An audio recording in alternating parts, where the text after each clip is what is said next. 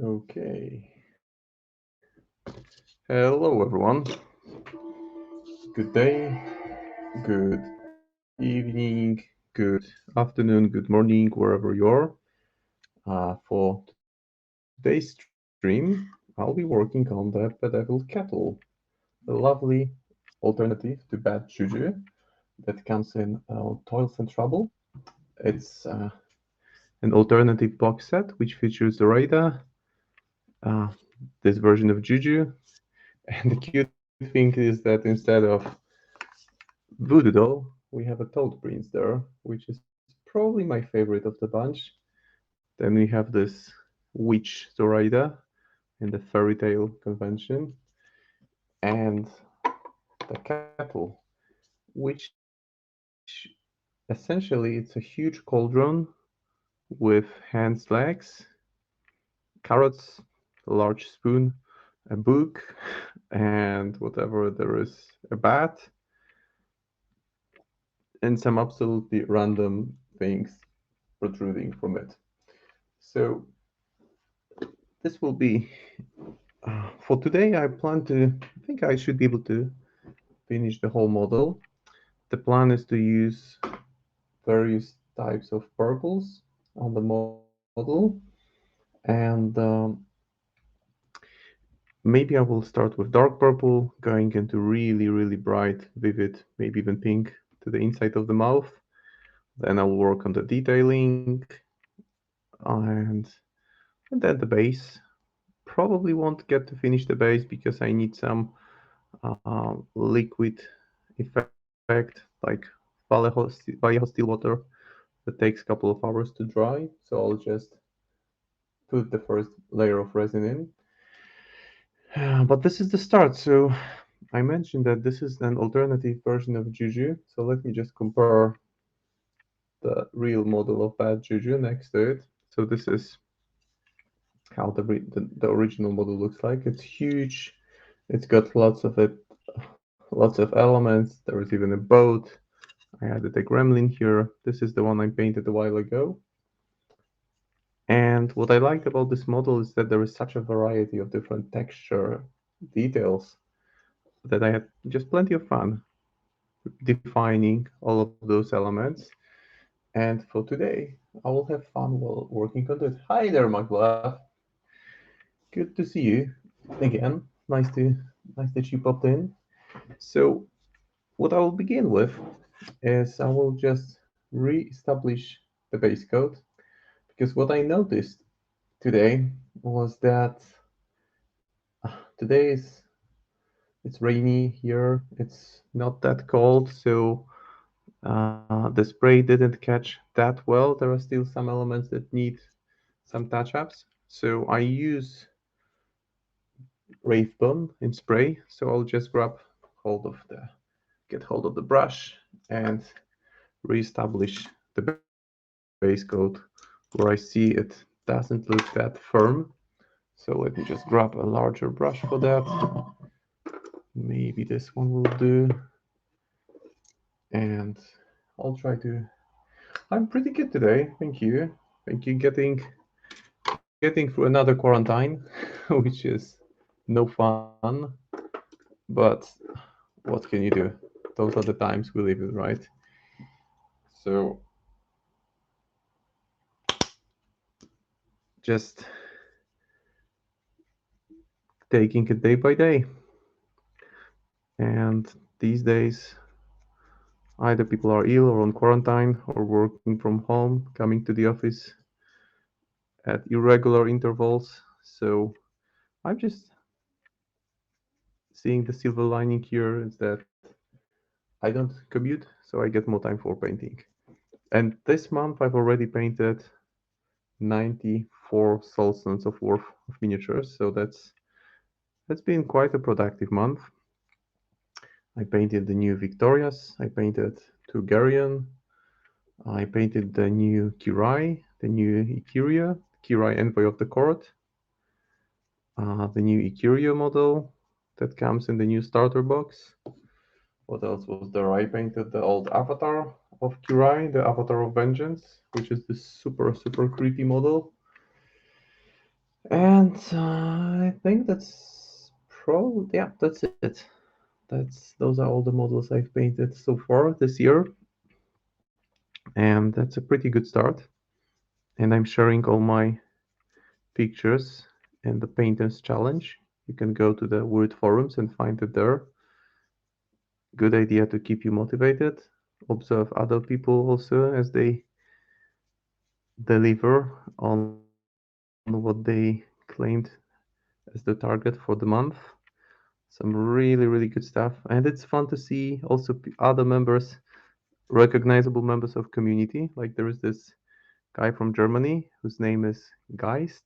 I'm not sure if that's the way you pronounce it. I think it's Ghost in German, but he's one of the coolest content creators for Malifaux. He has a channel on YouTube where he regularly puts up excellent bat traps featuring all 3D terrain miniatures and great camera work with really good narrative, all condensed in like 40 minutes. So great production value there. And besides, there are people who have been in this challenge for years, and newcomers are more than welcome to join at any time. So that's a good incentive just to keep on pushing with hobby because once you commit, ah, I just I'm just consistent. I know people who paint more, and it's not my first job. It's my, let's say, hobby assignment. So maybe it may sound like a machine, but once I get into the groove, I paint a lot. Also, last over the last 2 days, I painted 5 miniatures from a board game because my brother, I have 3 brothers, and my older brother received a game based in the Stalker universe. Not sure if you guys are familiar with that. It's like this post-apocalyptic setup in current times. Actually, it's in our times. It's in the it's in a place called Zona or the Zone, where a large where there was a huge disaster and things started. It's based on essentially based on things like Chernobyl disaster, and there are those guys called stalkers who just walk around this area and have adventures. So it's fun to paint something also different for a while.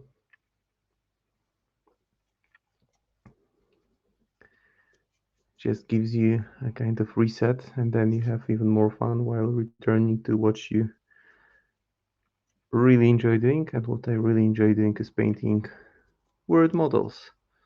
So this is the base code re-established on this one. Just making sure that wherever I saw that the paint didn't cover that well, I worked over that. I'll let it dry for a second. Oh, it's Stalker, like stalking, right? Like the Stalking by Senton Misaki. There are 3 video games. I actually played all of them back in the day. Some pretty cool minis. Let me show you first the word stuff. So this is the new Kirai, Envoy of the Court. And the color choice was this one was actually painted for a buddy, and he chose the color scheme. And I wasn't convinced about the red, but well, it worked, I guess. It kind of livened it up a little bit. So that's the new Kirai,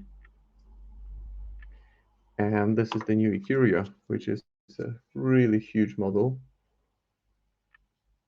I like it. I really had fun painting it. I hate it in game, but painting it was fun. And then there is also this one, which is the old Avatar model.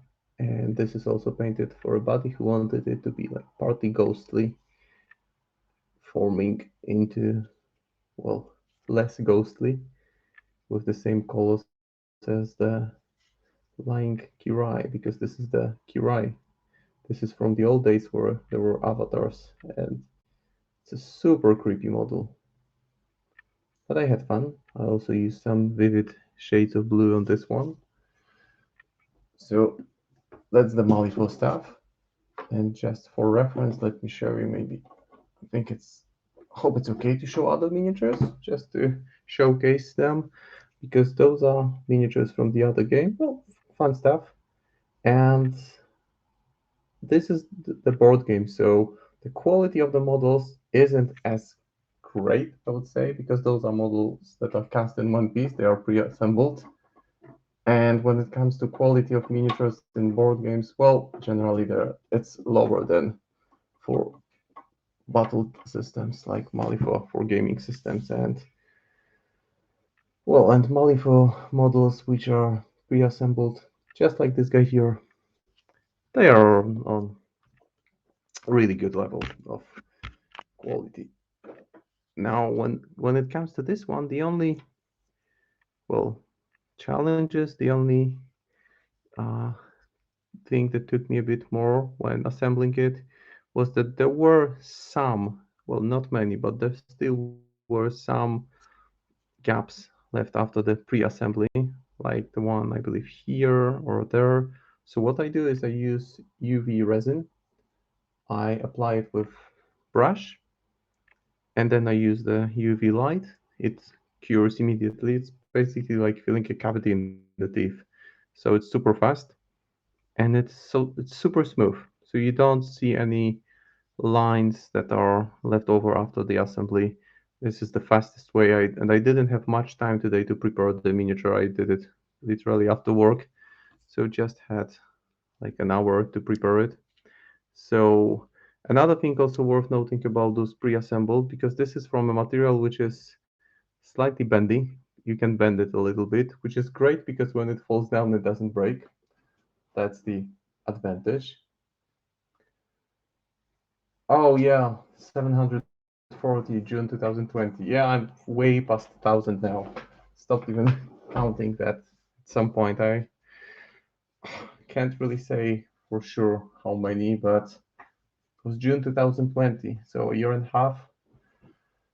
Definitely over 1,000. Definitely. I should probably update my signature to saying I've painted over 1,000 word miniatures and I survived.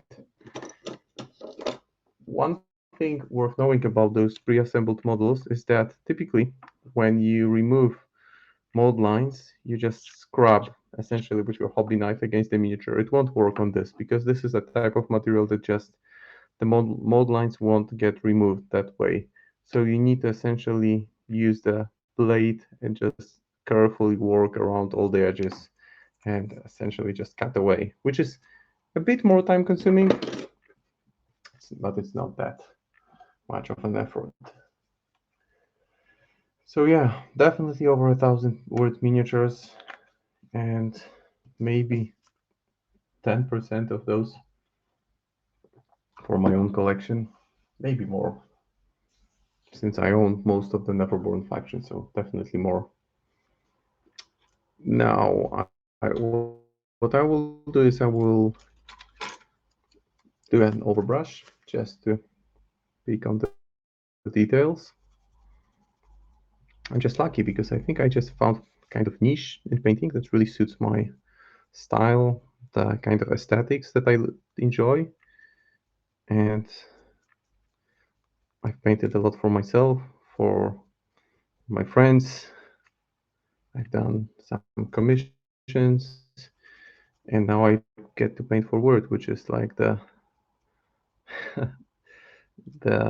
biggest fun that you can have when you paint for your favorite miniature producer. And that's great also that while painting here, I'm sent miniatures by Word, like uh, the Bigs or the Yellow, which I painted a while ago, but I can also use my own stuff or stuff that I'm working on. As long as it's Word, it fits the stream. So really appreciating the liberty of choice and the freedom of choice that I have, because I just can plan ahead what I want to do. So, what you have one witch from the Rotten Harvest left to paint. Well, I would just Google images of witches. I think Disney movies are a good reference because there are plenty of well-defined witch characters in Disney movies, both in the fairy tales and more recent productions, both in the classics. I mean, like Sleeping Beauty and others. So let me show you something cool about this model. Well, I'm a fanboy, I'm not hiding it. I've been into weird models for, well, a number of years now, so no need to hide that I'm a fanboy. And here's the cool thing about this model. Just look, right here, the Batwing makes painting the book quite hard, right? Because I want to do some inscriptions here. So what you can do with this type of model is you can just pull it back. Maybe I'll just actually even keep it this way. Looks good. So this is great that you can just get the detail that blocks your view out of the way and just work on it. So super nice that it's possible. Yeah, we'd love for sure. Triple the heart, triple the joy, just having fun. Now this looks like some kind of root. Those are definitely hand legs. This looks like a carrot. This looks like a tongue. This looks like another tongue. So it's a creature that has two tongues. And there is this gooey stuff dripping all over it. So I will actually give it a base coat of purple. And for the base coat, I think I will use some Magus purple, which is slightly too bright for what I want to achieve. So I will darken it a little bit. I will just take one old base as my mixing pot. And I've said it more than probably say it on all my streams that when you paint word miniatures, you can paint anything you want because there is just such a huge variety of models in the range that, well, whatever you like, you got it. You like zombies, you have them. You like vampires, you have vampire-like creatures. You like mercenaries, guns, cowboys, gremlins, ghosts. I mean, there are Eastern references, so pretty much anything goes here. Now, I'm wondering which brush to take. I'll take this one. It absorbs quite a lot of paint. So I will put the Magus Purple. And since I typically use Lamian Medium, but I'm kind of running low on it, so I will make sure I don't run out of it by the end of the stream. And I found an old box of Contrast Medium. Oh, I get to watch a friend run it through the breach one shot last night. It was absolute beautiful chaos. Oh yeah, there is this. I have it on my list to listen. A podcast called The Other Coast, and back in 2021, in December, last day of the year, I think they released an episode on Through the Breach, and I'm not that familiar with it, so I'll probably give it a listen at some point. Now I will mix some intensity ink just to kick it up a notch because this is slightly pinkish. I want it to be more purplish. I want a solid purplish base coat. So I'll just give it a good mix on my makeshift mixing pot. Looks good. Devolved into chaos so quickly, but you know, it's to be expected. Yeah, last time in my stream there was actually a guy recalling his adventure and encounter with some Malifaux characters. That was fun to read as well. So it's a very generous layer of my mixture of purple. I want it rather thin, so if I see it running too deep into recesses and pulling too much, I will just spread it around. And this is the main part of the miniature, and I expect at least half of the stream to be working on the purple part alone, because this is like 50-60% of the work actually.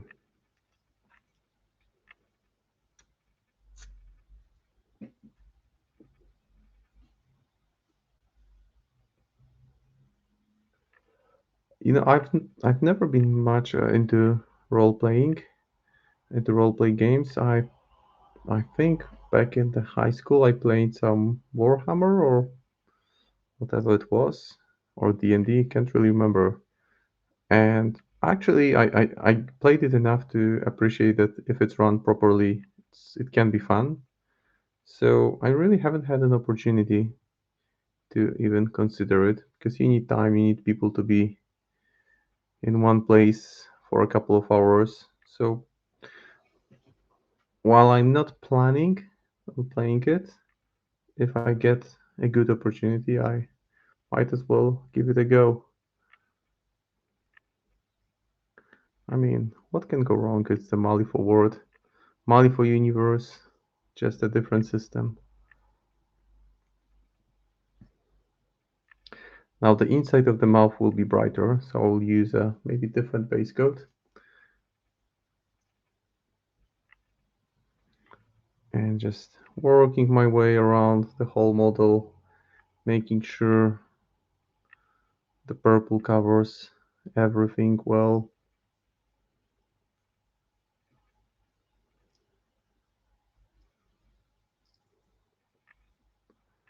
And this is the good thing about contrast paint, is that you can get a solid result within minutes. So if you just want to get the miniature painted and on the table, all you get to do is bright base coat,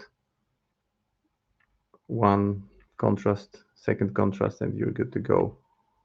Or rather three contrast paints, because I think that if you want to play in the tournaments, then typically the requirements are for the miniatures to have at least three colors to be considered painted. At least that's been my experience.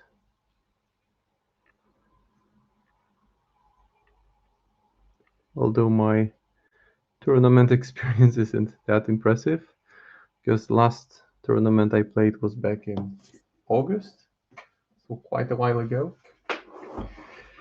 And since then, I've been consistently flipping a black joker on my tournaments, because each time I was about to go to a tournament, something came up.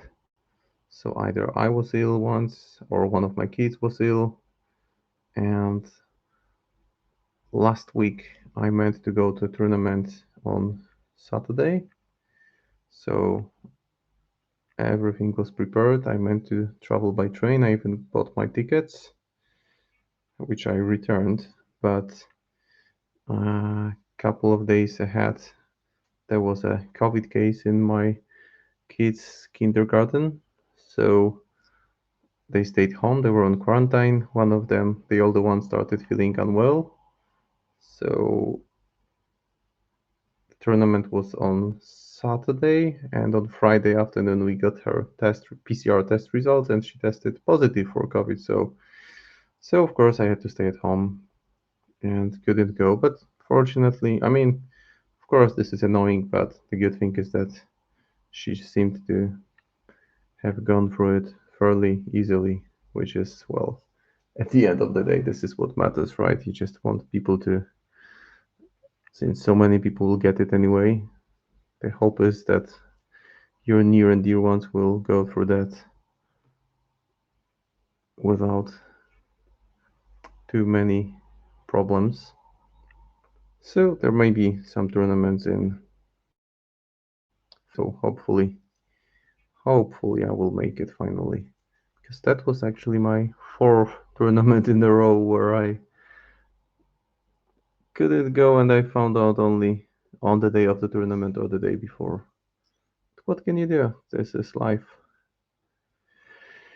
So I'm saying that because last time I mentioned that I would do a tournament recap. So next month, let's plan tentatively for next month, and hopefully we'll be able to talk about tournament experience next time.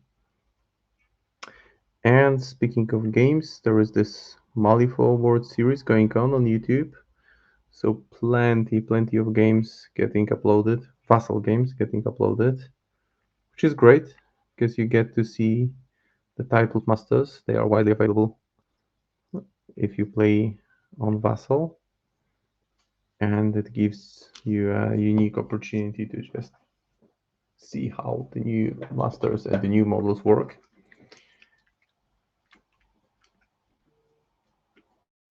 And those are also typically really good players taking part in those events. So you get to see some players from different parts of the world throwing in their best tactics and lists into the tournaments. I think that the first round is Symbols of Authority, and it's a tough pool of schemes, and the map is just very limiting, so really challenging. So now what I'm doing is I'm pulling back the one of the elements just to make sure I get the base code in.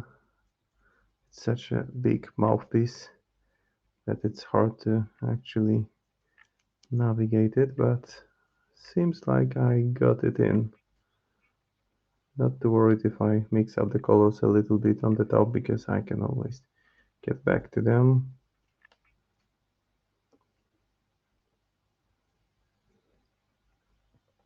Okay, this is the base code established,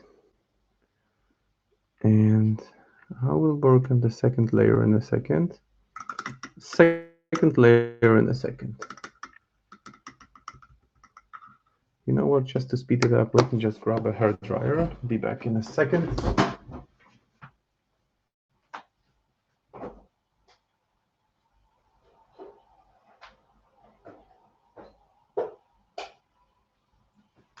Okay, I'm back. This is the hair dryer.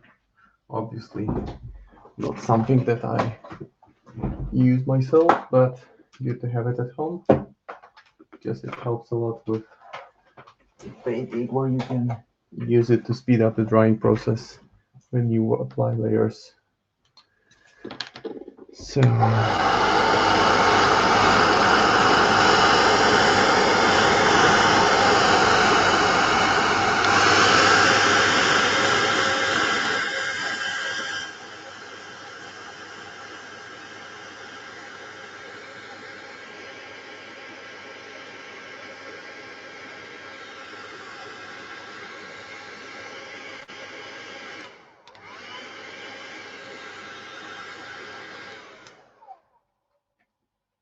that's almost good to go. And while it's still not perfectly dry, I will go ahead and use maybe the pink one. Yeah, I will continue using the pink one on the inside of the mouth because I can see that it didn't cover some of the upper elements. And I will also spread around a little bit the bits that got pulled. My intention is for the inside of the mouth to be much brighter than the muddly stuff on the outside, which will be challenging because it's really hard to get your brush in with those elements protruding here double times. So this will be fun.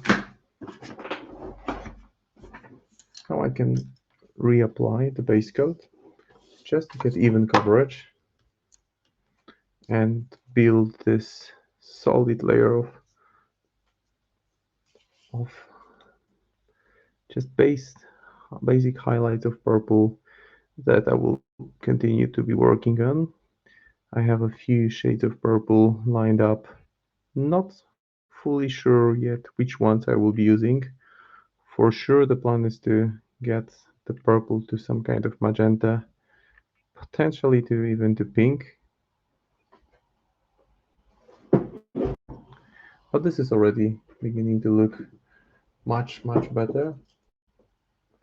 Okay, losing focus a little bit, maybe the brush is causing it, or some other elements. Yeah, now it's perfect. So getting this more solid purple look for the base coat, and I don't want it, I want it to be darker but not too dark, because I will then start putting in highlights, and I will also go back to repeat the shades.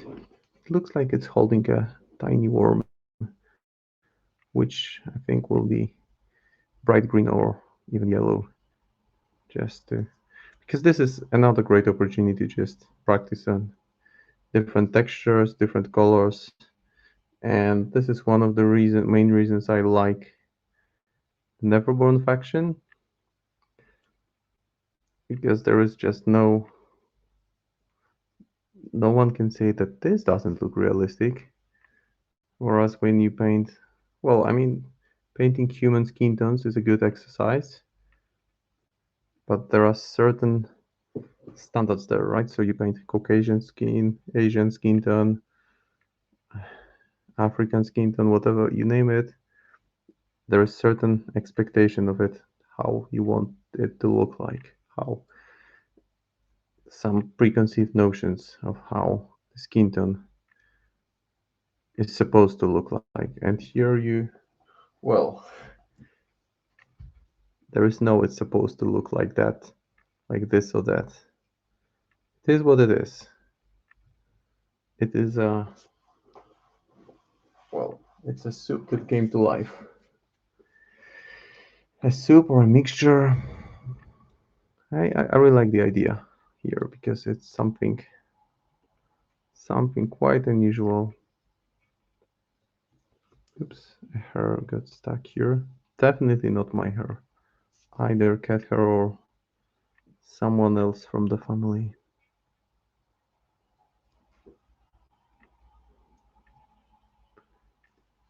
Okay, so as you can see, even at this early stage,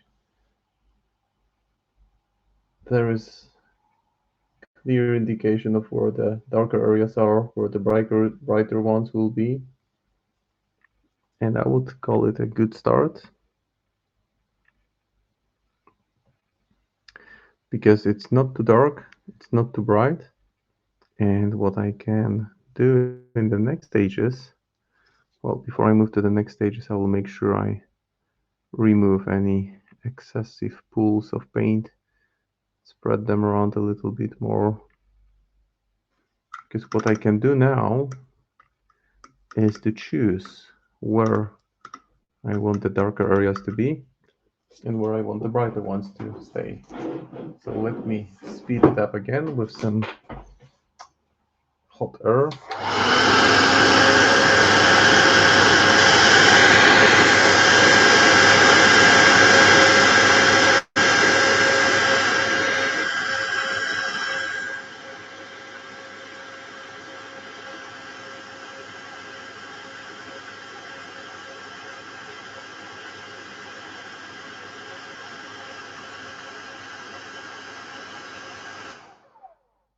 And while it's not fully dry, I can still get to some of the recessed areas where the paint has been pooling. Not that big of an issue now.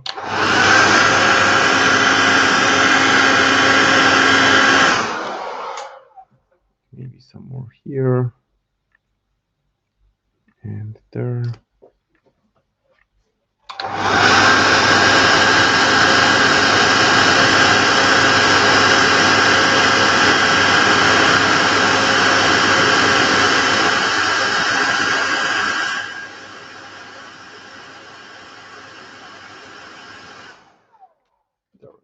already looking pretty good. And while I will give it a few more minutes to dry fully, I will reestablish the pink on the inside of the mouth. For that, I will take Volupus Pink. I don't think I have any other paint that will work well here.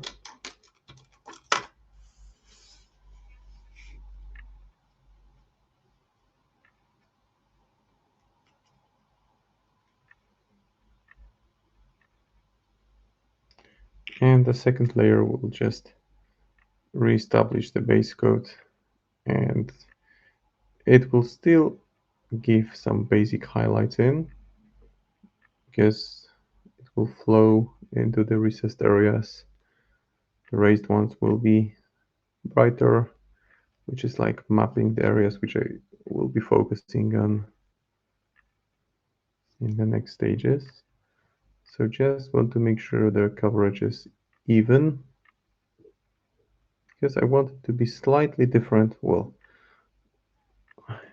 the idea is for it to be much brighter than just the more I'm doing, the less I'm confident I feel about it, given how many details are in the way. But we'll see. The main thing is that there is already a difference there.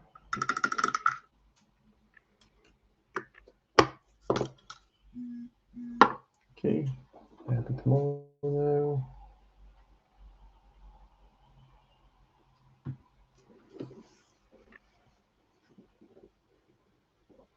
Now I can go ahead and use, let me just grab a tissue,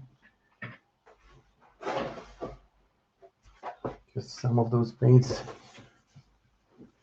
when you shake them and some of the paint gathers in the top, it just gets all over. Well, it's one of those paints, I guess.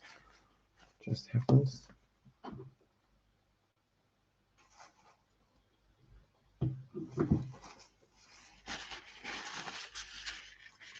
So let's do a quick cleanup operation.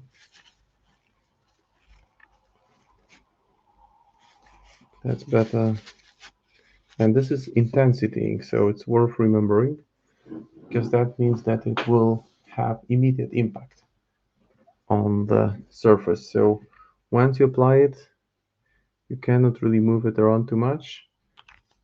So bearing that in mind, I will dilute it slightly with contrast medium, which thins down the consistency while maintaining a solid coverage. Mix it with brush. Just quickly check if I like what I have. Yeah, it's this shade of purple that is not too cold. And I can go over it again. And it already starts building some kind of composition, because the previous one was a bit reddish brownish. This one is more of pure purple. So it starts affecting the surface already. And I like what it's doing, because it's giving it some more deeper complex look. So this is the build-up stage, where I can just take my time and tweak it to what I want it to be.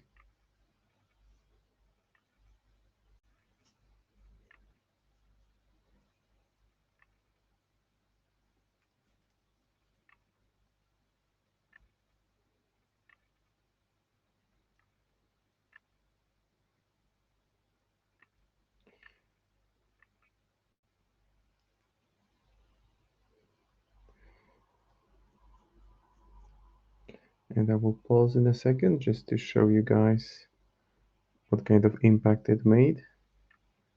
Now it would be cool one day to paint a miniature and take pictures of each successive layer of paint each step, just to show clearly the progress, how the changes have been affecting the way you perceive the miniature.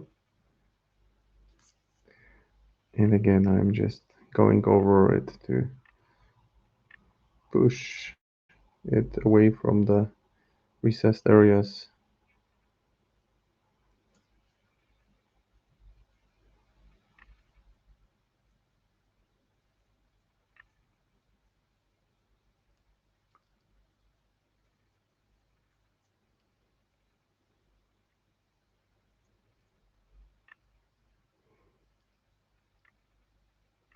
And the eyes, well, those aren't really the eyes, those are empty eye sockets. They will be dark, so I will let some just pure black color inside. So now you can see that the purple is getting, I would say it's a much richer, deeper shade of purple, which is already beginning to look really decent. I'll just move it, take a different brush, and move some of it away from the deep recesses. Just a few minor adjustments, and I can get the hairdryer again.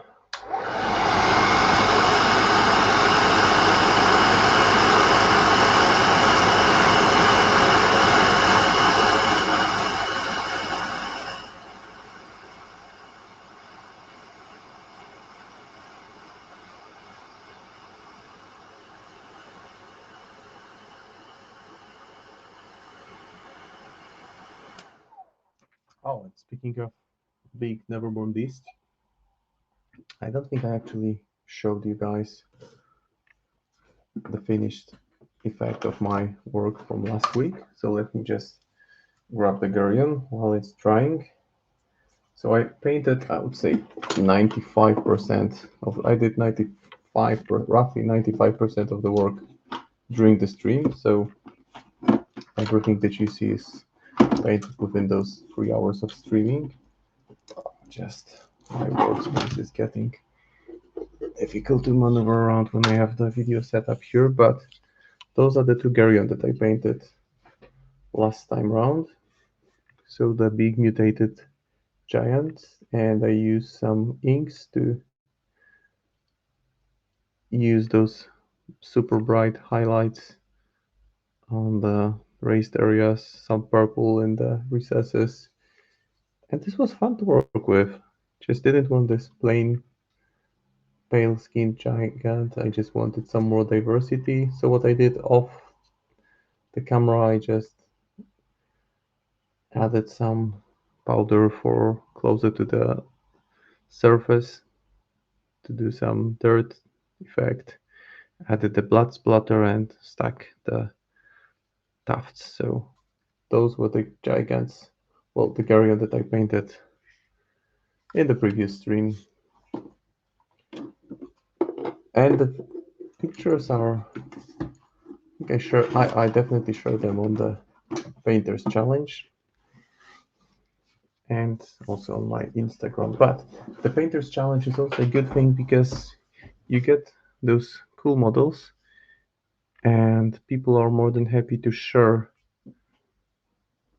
how they got there, what they did to achieve such cool effects. So good thing to just drop in and ask around. So now I will, looking into the inside of the mouth, I wanted to get to this fluorescent rose from Green Stuff World Range, but if I apply it directly, it just won't be noticeable at all. It would be messy. You don't want to apply very bright fluo colors which don't have great consistency over darker colors. So I will use, maybe not Magus Purple. I will use the Volupus Pink, which I placed as base coat, and I will mix some of it with the fluo paint. Just apply it on my mixing palette, and it's much thicker than the standard paint. Well, might be even a bit clogged, so need to unclog it. And for this, I'm using standard paper clip, just making sure I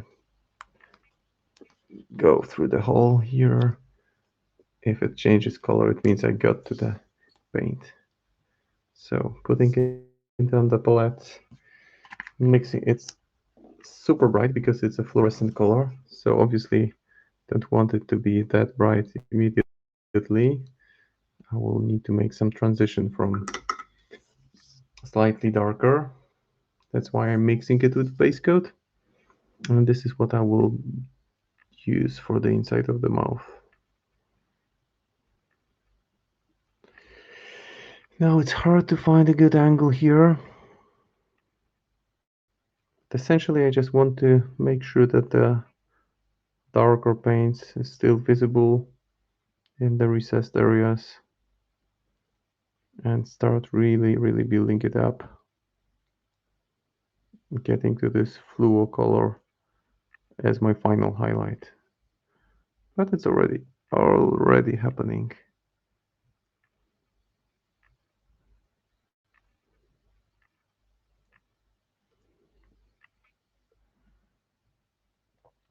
I remember back as a student I was able to name all the parts of the interior of the mouth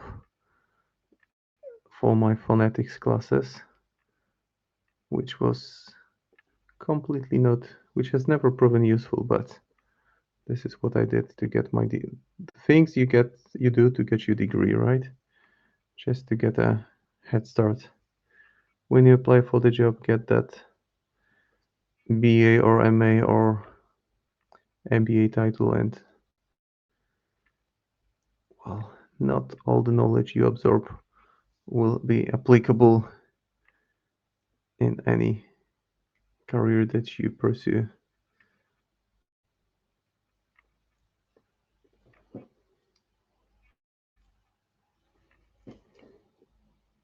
So here is a good angle for at least for me.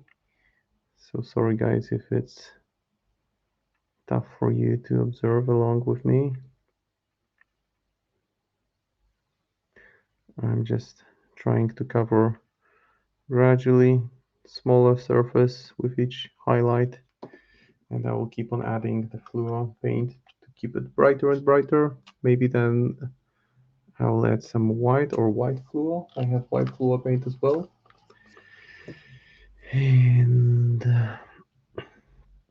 I'll just keep on applying it. Now I will use a brighter shade. It's super intense when you look at the base color, but that's not that easy. Hard to take shortcuts to get to this color. I may need to use some hair dryer again. But for now, just focusing on painting the inside of the mouth into something much brighter than it currently is. I will definitely need to use the hair dryer because there is just too much paint and it won't dry, and we are limited on time here to only 3 hours. But generally I'm quite surprised with how much I'm able to achieve within one stream, because I'm able to paint one complete miniature or do most of the work on a more complex model. Like last time I did most of the work on 2 big monsters on 50mm bases. I think it's just when I paint for myself, when I don't do it online, just use the hairdryer.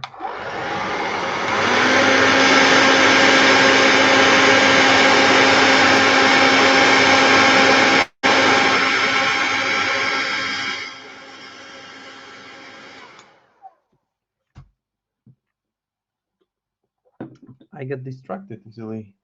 I walk around, get something to drink from the kitchen, maybe something to eat, some midnight snack. And those are the small things that just take your mind off and you lose the focus. And here I know that I will need to stay focused on painting for 3 hours, and that just keeps me locked in. And this is just, I think, mostly about consistency. Yeah, so now when I'm applying this base fluo rosy color, it's already becoming, you can already tell even in the video that it's already affecting the inside of the mouth. It's already beginning to look pinkish. I will even push it further with some white fluo mixed with the pink one.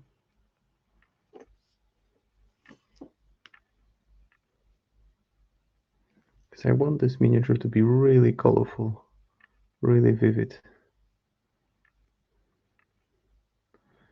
And the lower part, I mean, I may sound like I'm lazy, but I'm not too worried about it because it's not really visible. It's not going to be visible because no one will look at the miniature this way. So while I will let it in, I won't be just that diligent with highlighting the parts which are not visible anyway. It's not a piece that I plan to submit to a painting contest. This is just a miniature. I want to look really good, and I don't really see much advantage of, well, don't really see the point of of focusing on details which are not visible anyway. And the pumpkin head on the base, it comes with the set. In the box there are 6 miniatures in total and 6 pumpkin heads. So 3 witches each, and Zoraida, the frog, and Juju, known as the Bedeviled Kettle here. You can have 1 for each. And they look great. I'll paint mine using some super bright, vibrant orange shade. Some really robust amber orange to get a nice warm look.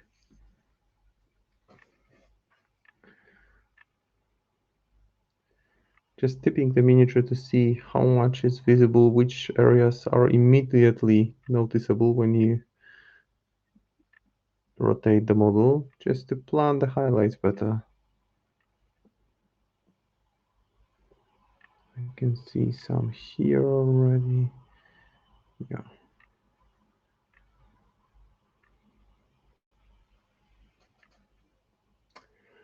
Hey McBluff, good to see you back.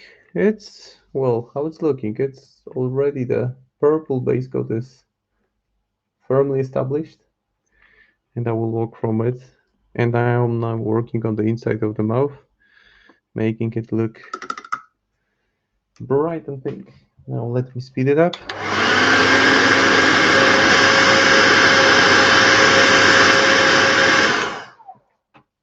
I'll mix in some white fluor paint with the pink one, just to get this super bright color.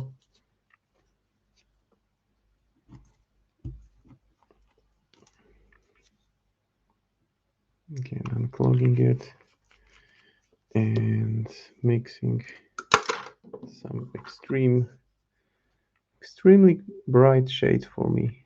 Not my common style of painting, since I tend to paint more muted colors.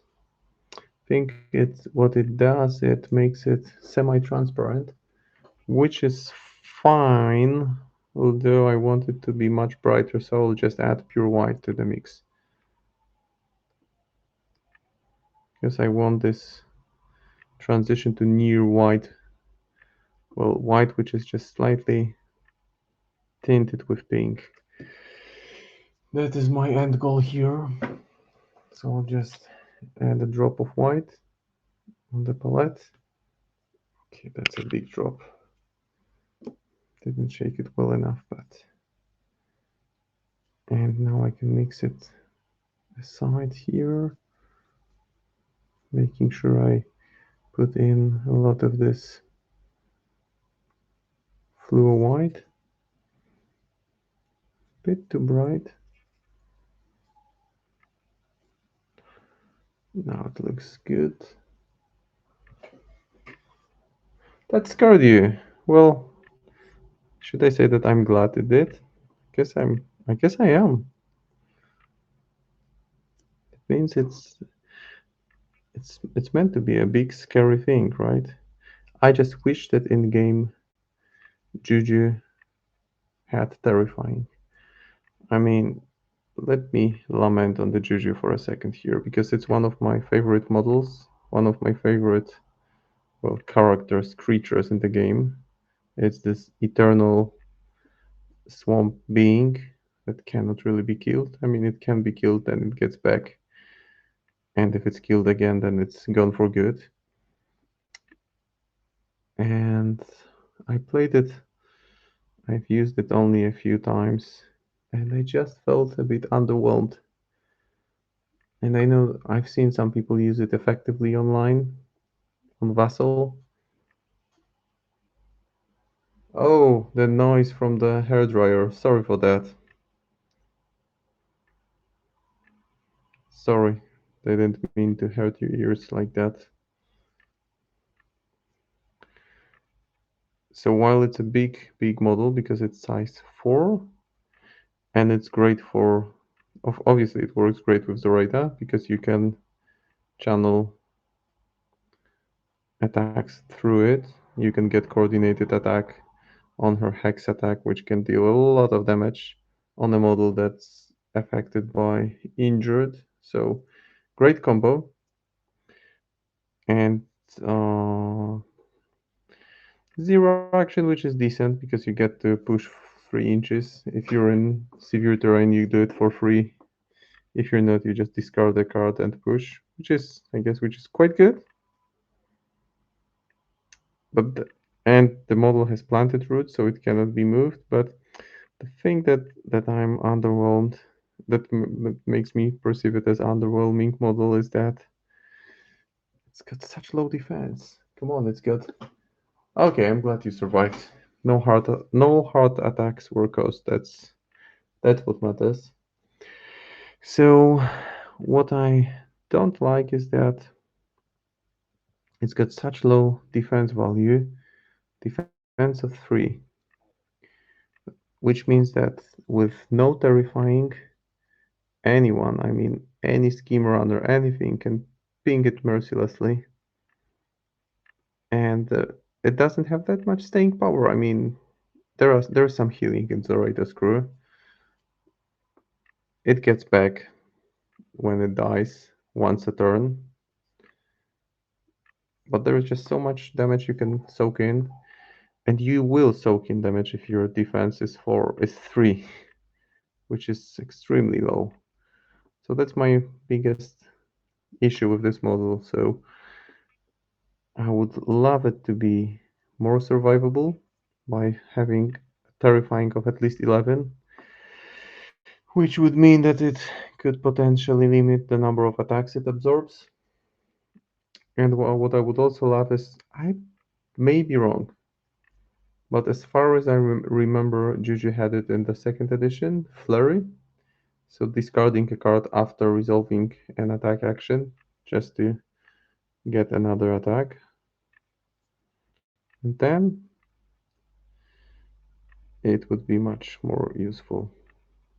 But I guess you can't have it all. And also, it's not like there aren't any great choices in Zoraida. I mean, the good thing is that for Juju is that it's a huge model, it blocks view to Zoraida, and Zoraida can attack through it, so it can help. But I'm just, with current state of miniatures available for Zoraida and Neverborn, I just 9 out of 10 cases, or maybe even 9.5 out of 10, I would choose Hinamatsu over Juju. Because while it doesn't, well, it can still deal some damage, it can absorb much, much more.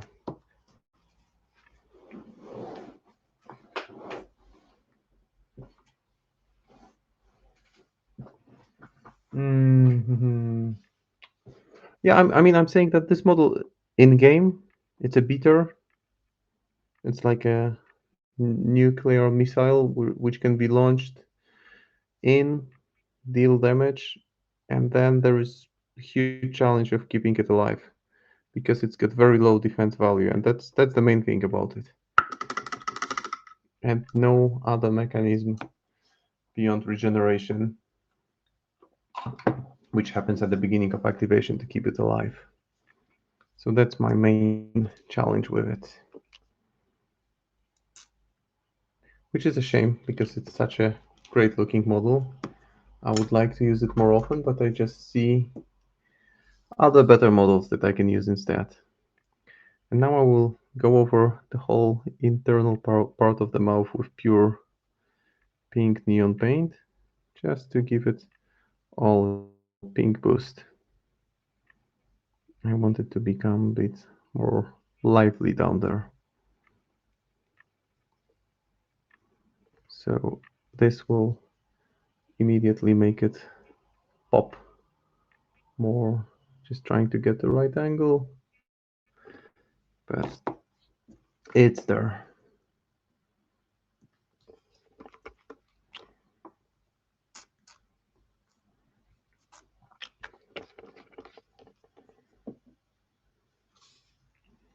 It just seems that in game, any enemy model can be a serious threat to Juju, which just shouldn't be the case.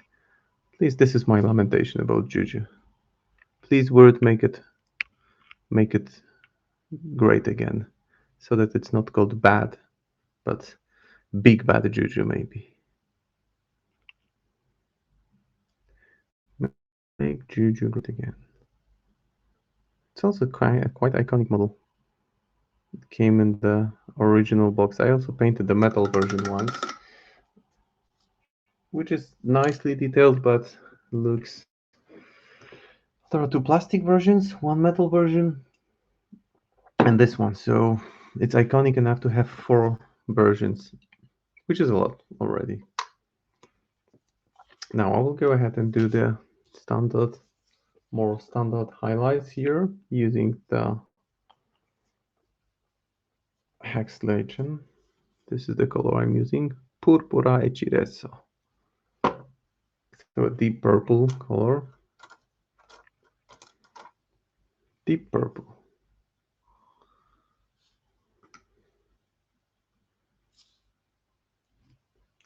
Just I will thin it down and start building up some highlights here. I will just make sure to pick up all the bubbles and all the gooey stuff, because currently still some white base coat is showing through, and I want it to be more structured purple before I begin highlighting it. So this is, as I said, I expected to paint this part of the miniature for, well, at least half the stream, and we are 1/3 into the stream, so plenty of time left. I'm not in a hurry. If I don't finish, I will just continue next week.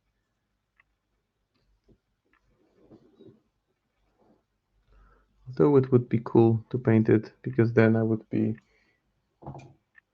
more than 100 soulstones of worth painted miniatures this month. And I'm currently sitting at 94, I believe, which is decent already by any measure.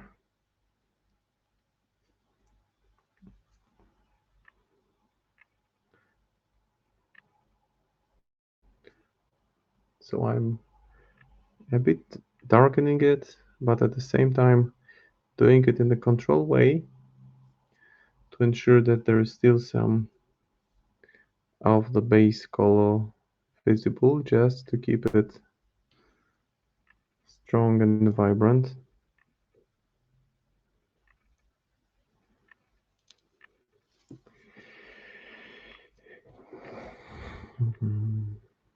Some more on the back. There are so much bubbles, so many bubbles here. There's so much that you can do with highlights. And I just want to make sure that the paint is thinned down, because that way I can keep the transition smoother. It's amazing level of detail on the back here. The back should be the front. Although, as a player, you see the back of the model, so typically when you have it on the table, you just see the back. So it's good that sometimes the backs of the models are nicely designed too. But it definitely has this sense of momentum. I mean, the miniature, that it's something that has been formed and it's just now coming out of the cauldron and it's dripping all over the place.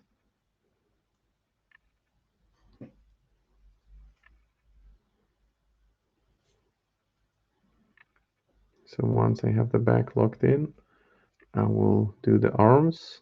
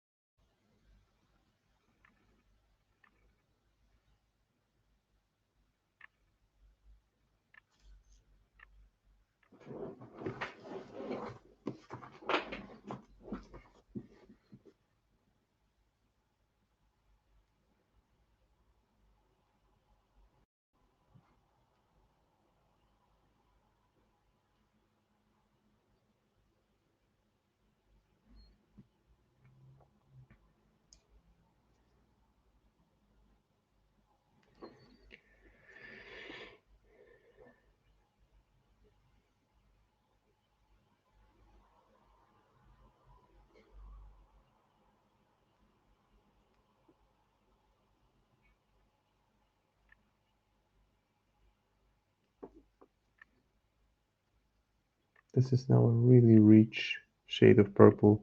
And then I will just start adding magenta. And this will be quickly becoming a really, really vibrant shade. So looking at my progress as I'm 1/3 into the stream, looks like I won't paint the whole miniature this time around, which is good because I can always continue next time. And I also have my Zoraida, the alternative one, prepared, so might as well work on her next time if I finish this one during the next stream.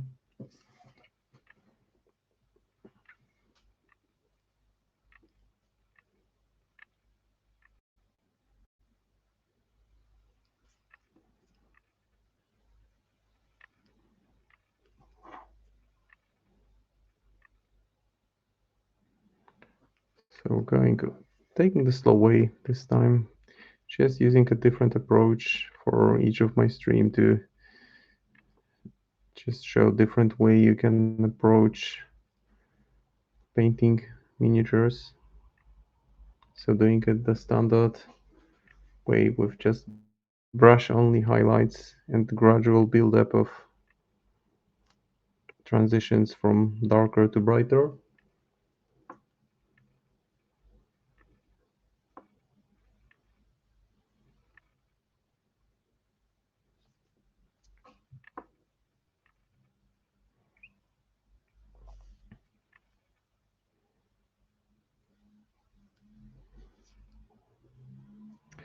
So the next layer will be purple mixed with magenta. and then pure magenta, and then magenta mixed with pink, I reckon, and then pure pink just for the most raised areas, and maybe some pure pink mixed with white. So really bright, or maybe some white dots for just the final touches. But I will see how it looks after 2 more highlights, and then I will start making decisions.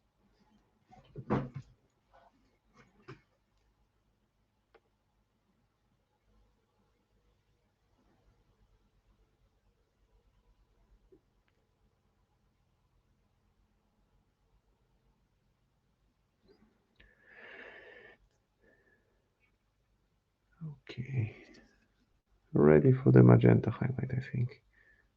Maybe just I'll have a look. Yeah. And as you can see, the inside of the mouth, which received the proper fluor treatment, is already looking much brighter than the rest, which was my intention all along.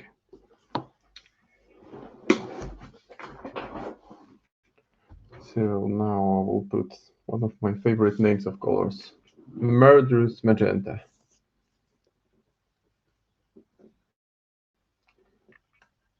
So I'll just mix it in.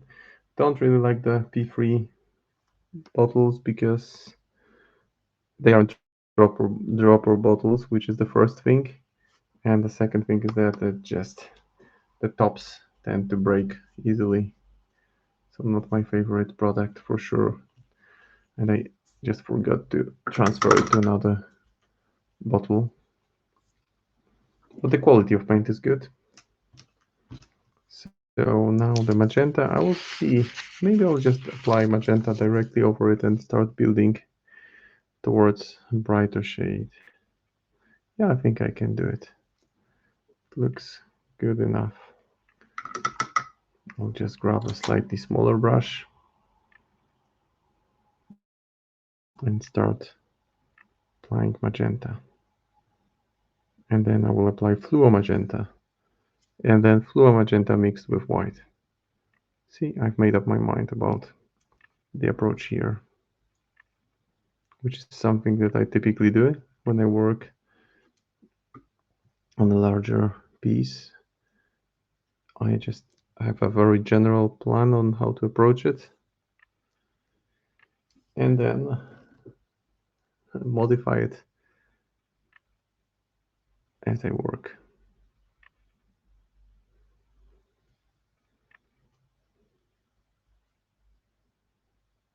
So the upper part of the model will be a super bright explosion of purple, pink, magenta, and the lower part will be dark black cauldron and very bright hand legs, which should be a fun composition. There is also the question of what to put in this book. Some evil incantation, like I was thinking about just putting Hocus Pocus in it, or it would be fun to put some profanities inside, but some people might take offense to that. So, but I think no one will be offended by Hocus Pocus.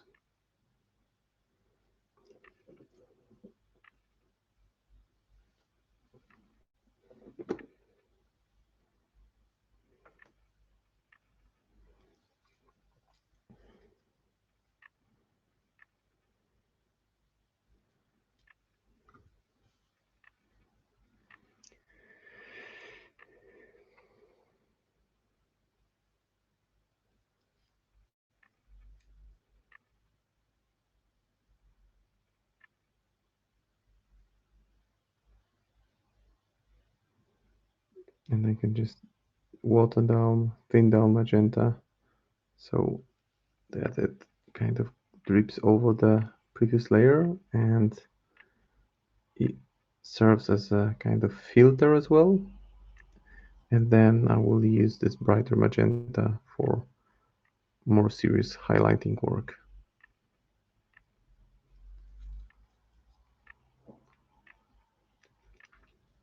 So not going with a pre-made recipe for highlighting purple, just going with the flow. And while doing so, just making sure I enjoy the process. Because that's what you want to have at the end of the day. You want to enjoy the process of painting. And that fluor pink is looking really intense. And that's the kind of look I want to get for the upper part as well.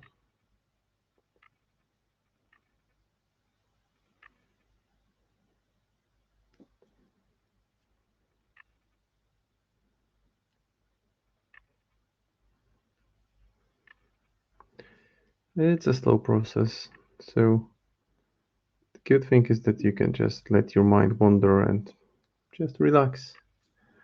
Typically, I would listen to an audiobook or a podcast or have Vassal playing in the background, some Malifaux game that's been uploaded to YouTube, which typically is a good match for background noise and something Malifaux related.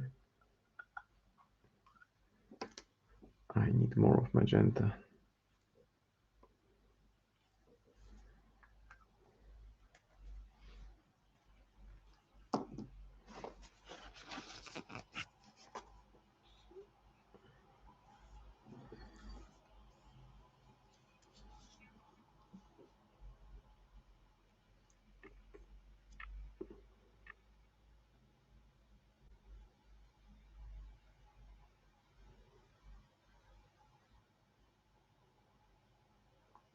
And magenta is this kind of color which really starts showing through after you've applied a couple of successive layers.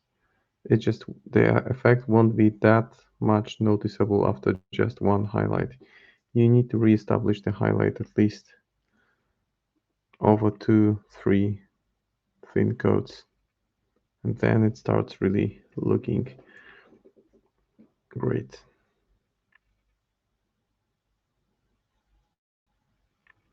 It's a very Neverborn color as well, which is just perfect here.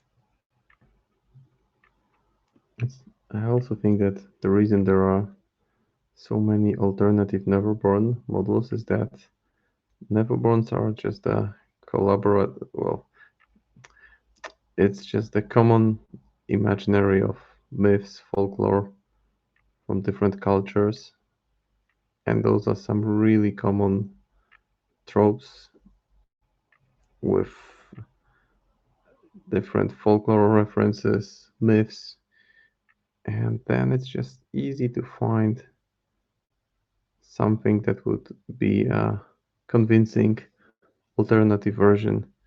Whereas for other models, you need to really get creative, like this Pixie Vomit is the name of the box with alternative Ulix, which is this My Little Pony take on Ulix, which took, I'm sure it must have taken some really, really a lot of creative thinking, or the spur of the moment kind of thinking, where you get the idea and you immediately know that you've nailed it.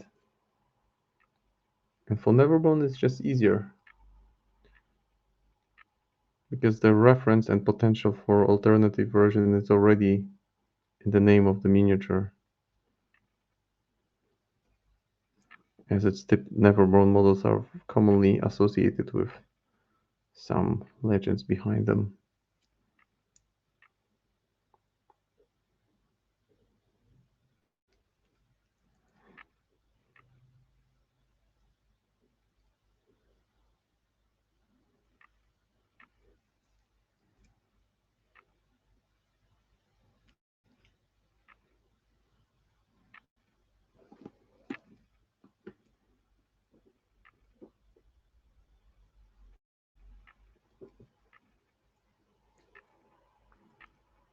So now I'm going over with magenta, going over this roughly the same elements that had already been touched,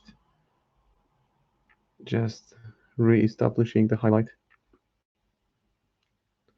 because it tends to just blend in too much.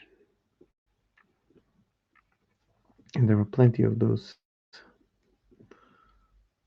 tiny elements that will otherwise become no longer visible.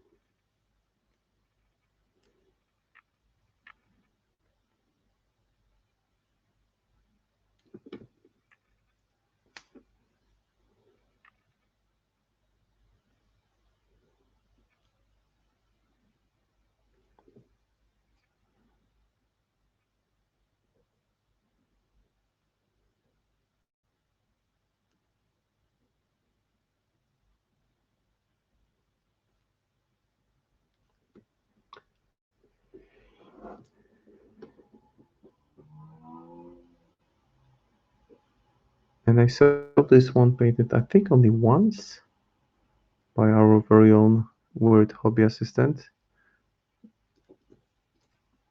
So immediately I saw that, yeah, this is a miniature that looks cool. And I was just waiting for opportunity to get to paint one, and I have it now.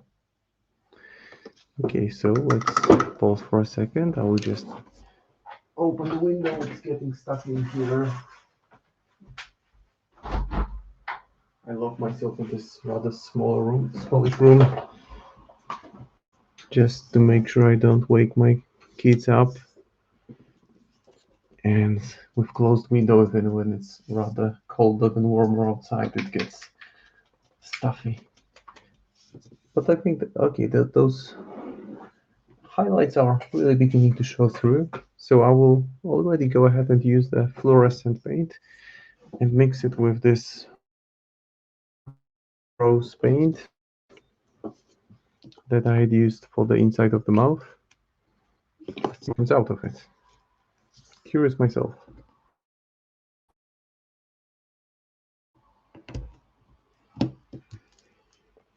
That will definitely be something vivid, which is what I want at this stage. Vivid, highly noticeable highlights.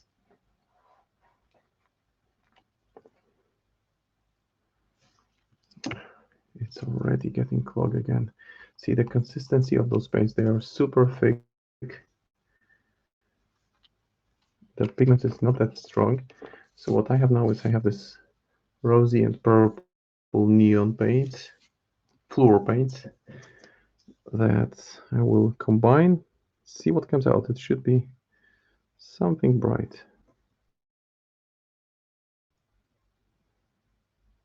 Okay. Now I can start applying it. Maybe working from the front and maybe adding a bit of contrast medium just to thin down the consistency because it's super thick and I want it slightly thinner. Maybe more of the rose color. Yeah, not perfect pink, imperfect pink, but roughly what I would want. Okie dokie.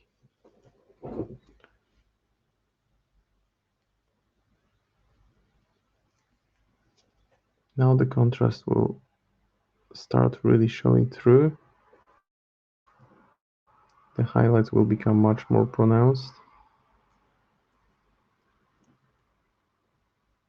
Because the fluorescent paints just reflect light in a different way, so even when they're placed as another highlight, it will still affect the overall perception of the model in a different way than it would with a, well, standard acrylic paint.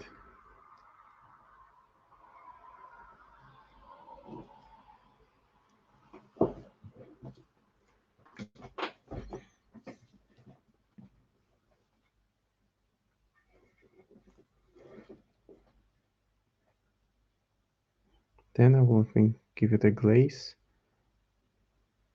of fluor paint. Then I still have those fluor powders, which I used for Yanlo, which is also a consideration here, because why not? I mean, the only limit is the imagination.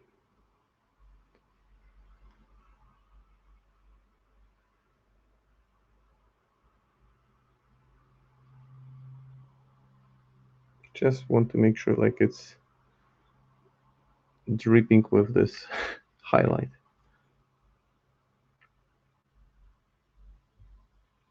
Like it's melting.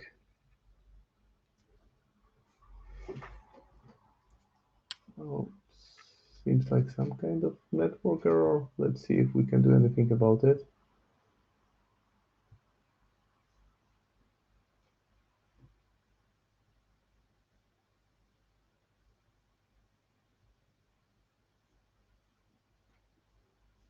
Hmm.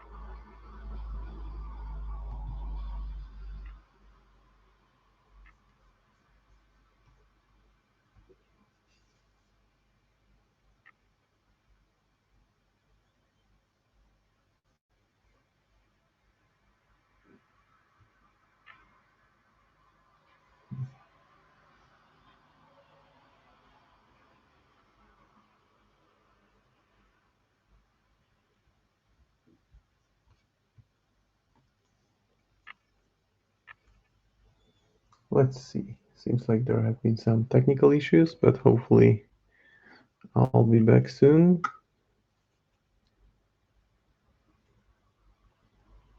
And while I'm waiting, I'll just keep on highlighting.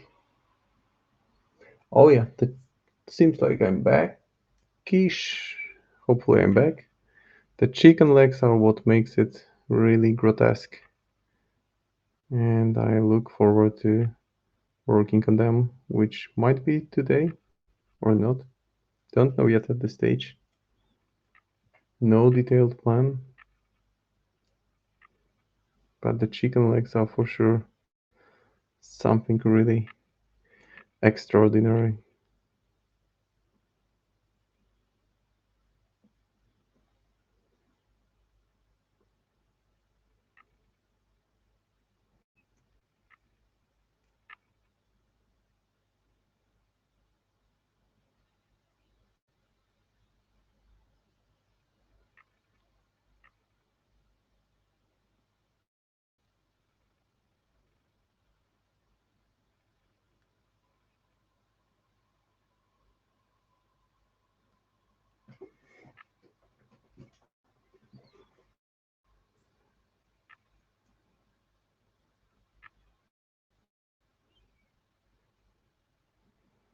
So just building up those neon pink highlights on the back.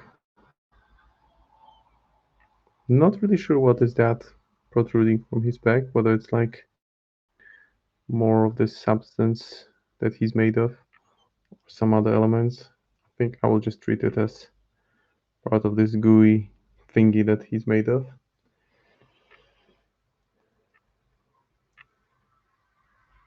Okay. Well, I just seemed to me like I dropped, but might be some issues with connection on my end. But good thing I didn't drop for you guys. I just kept on painting anyways.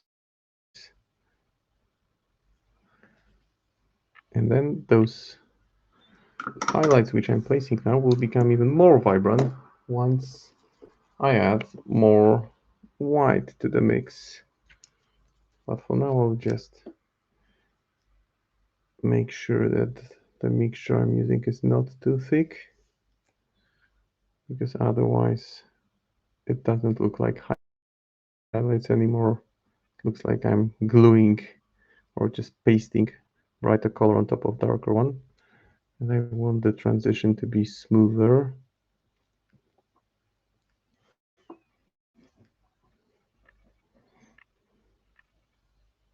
Must be Waldo just playing some kind of games. Probably Waldo is excited about what he is about to reveal tomorrow.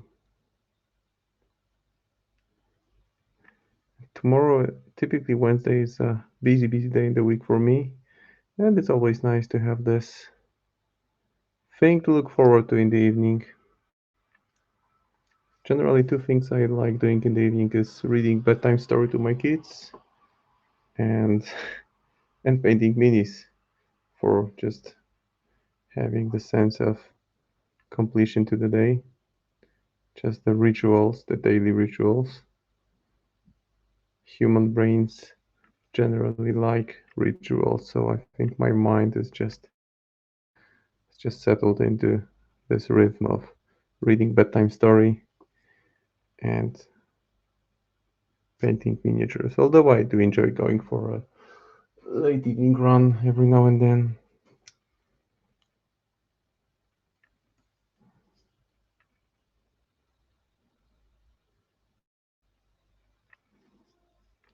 Now it's getting much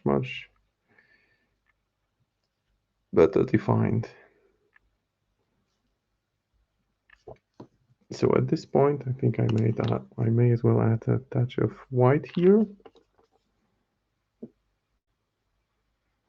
and use this even brighter neon pink that I've just created on my palette, which you can see.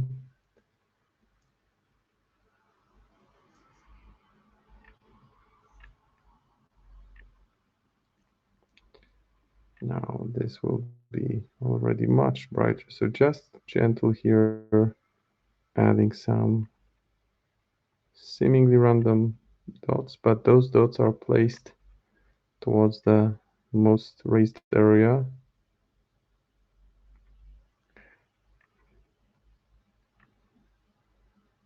Just reinforcing this vision I have of this creature as something that has been created by boiling a substance. And when you think of boiling water or boiling soup or whatever it is, any boiling substance typically has those bubbles, bright white bubbles. So that's where I'm going with it. Then I will just reinforce it with pure white, and then I will give it a glaze of pink neon, pink fluor paint. And this will be it for the main body.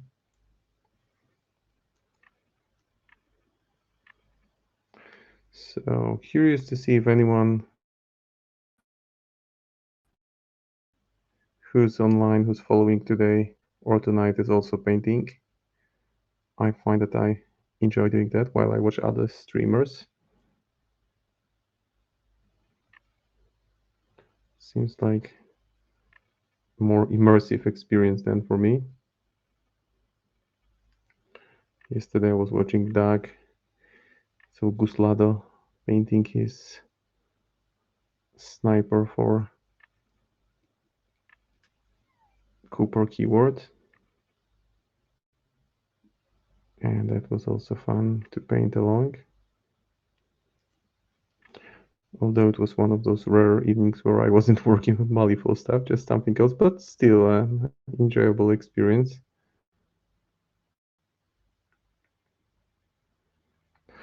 Now there will be plenty of highlights here. So before I switch over there, I will just make sure I get the right hand propel treatment as well.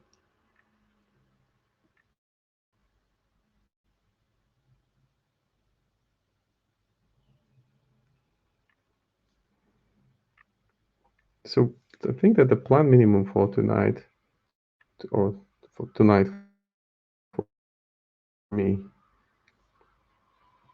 for the 25th of January, will be to finish this, well, this purple mass of bulging bubbles, purple pink, and then I think I will work on the face details, if those can be called fails, because there are things happening there.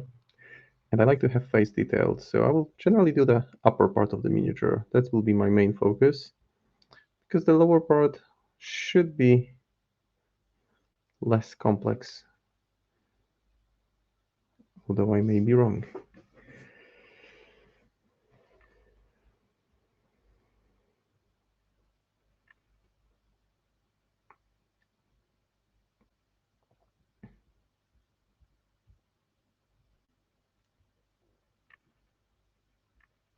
And there are so many of those tiny bubbles.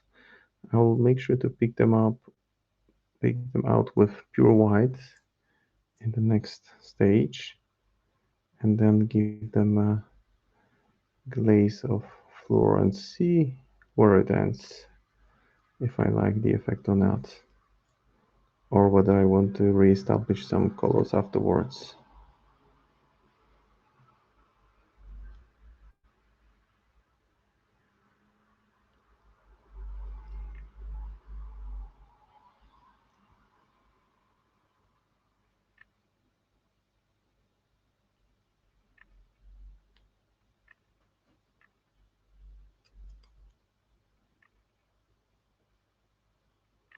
Maybe a bit more of the brighter shade around the eyes.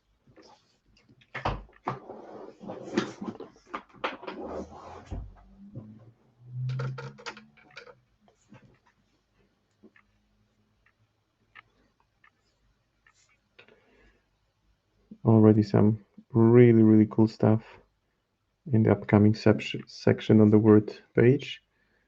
So what I'm mostly looking forward to, I in terms of hobby, think Titania. Titania or Pandora, both are equally impressive. And it's hard for me to imagine this highly elaborate artwork of Pandora and how it fits onto 30mm base. This would be a fun challenge to work around.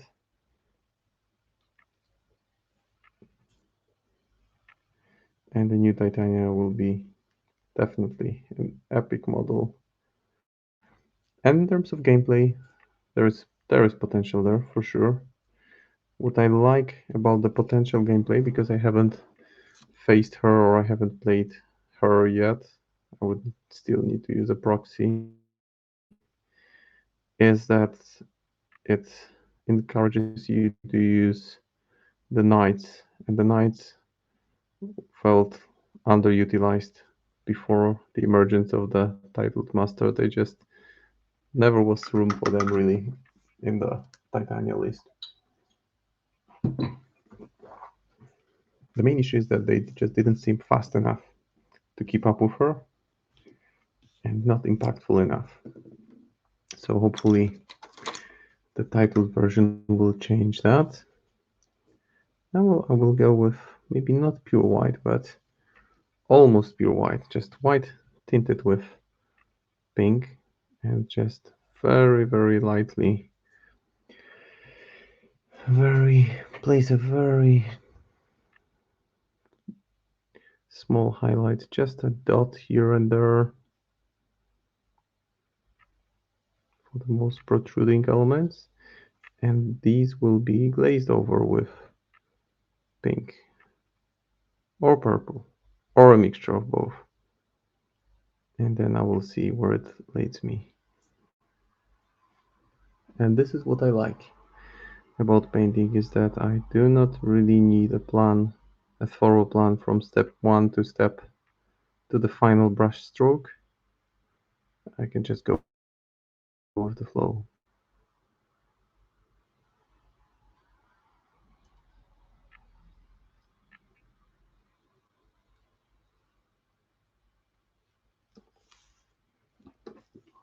Seems like I'm losing focus a little bit. Maybe my fingers are in the way. Let's hope it gets back as I continue. Or maybe the sculpt, the color explosion just causes the camera to lose focus. No, it's back. Perfect. That is perfect. I'll add a little bit of pink to the mix, just to make sure it's not pure white. So there is now a hint of pink. And this is a really, really slow process, this approach that I've chosen to take today. I could have just floated with glazes and kept on glazing. But I wanted to take a slightly different approach this time around, which is something I really encourage you guys to do. So every now and then paint miniature in a slightly different way than you would normally do. Kind of refreshes, resets you.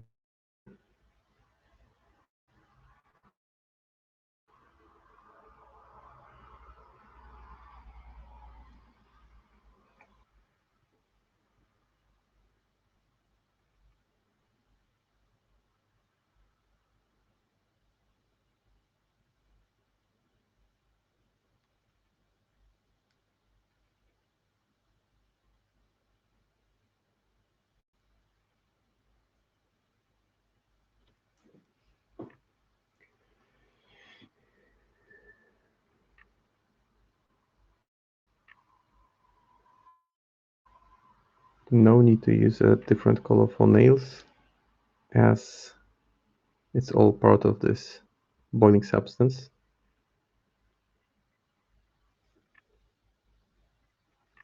Looks some kind of unusual mushroom when you look at it from the distance, actually.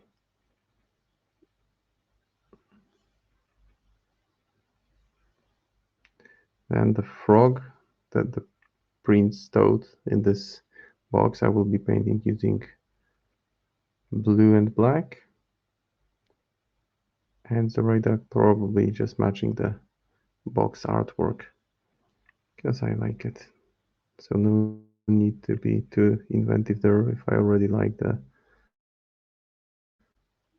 default color scheme. I think generally most of the default color schemes are spot on, although there tends to be a lot of browns and desaturated browns and grays in the artwork, so that's a bit of a challenge when transferring it to a 3D miniature.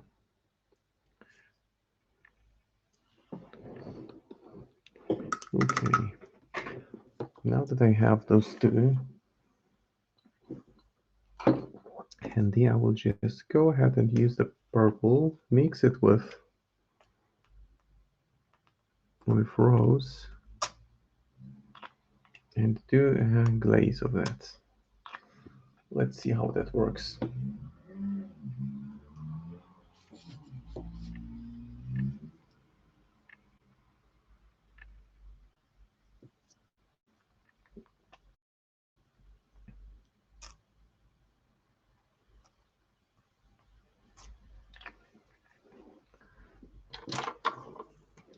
So I'll probably just use Lamian medium for this one, just to thin it down, while still make sure it has enough of an impact when it touches the surface of the miniature. Okay, I have this Magenta Glaze.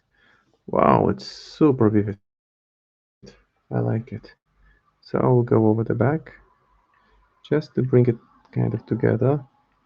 Okay, I like what is happening here. Brings it together, works over the highlights, affects the recesses. That's what I would call an effective glaze.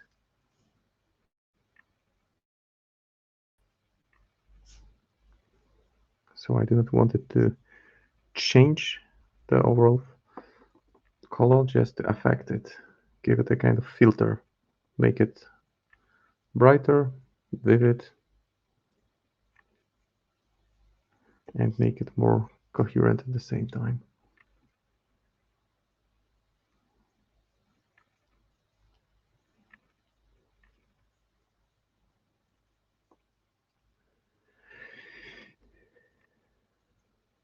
So working around, just making sure it's placed evenly, because there are still some sections which I find are too dark, like the left side of the face.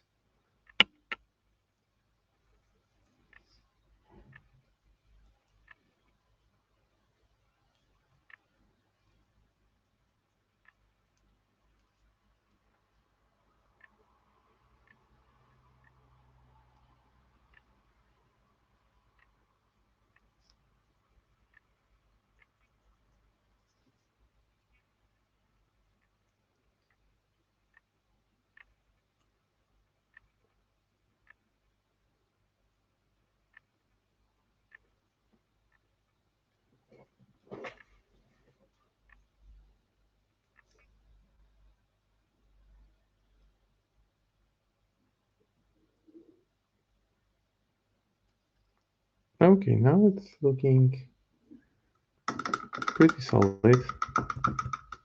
Quite happy with what I have. I may tweak some shades. I will see how it all fits into the bigger composition.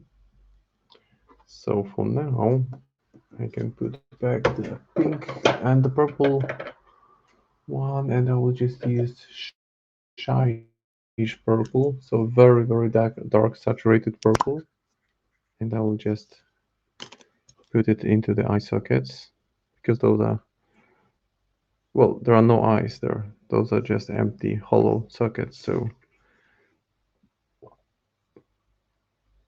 they will be perceived as pure black anyways, but shyish purple gives them a slightly purplish finish, which the overall composition I have going. Making sure I just tint the area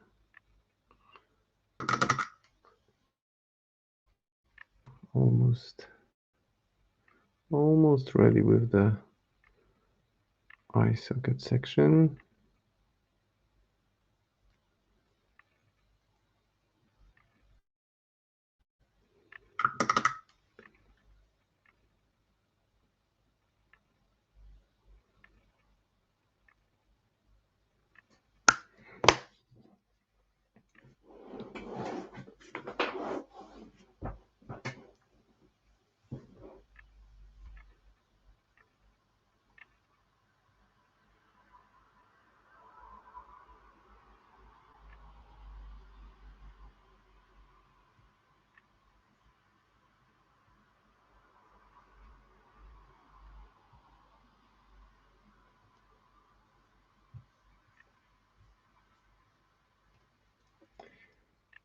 Now onto the tongue, and the tongue will be, well, both of the tanks actually, because there are two of them, and there is still some work to be done. I think I might have missed a spot, so I'll just repeat it here.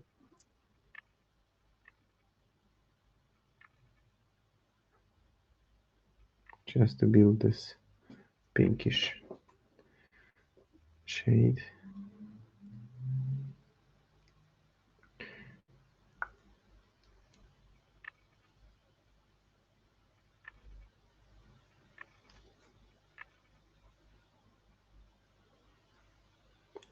Maybe do a few touch-ups on some elements I want to make a little bit brighter,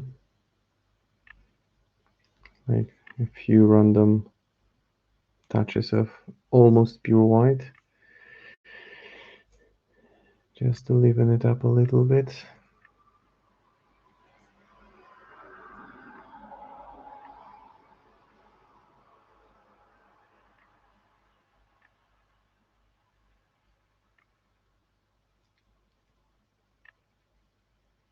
Those are the teeth-like bubbles, so why not make them a bit brighter?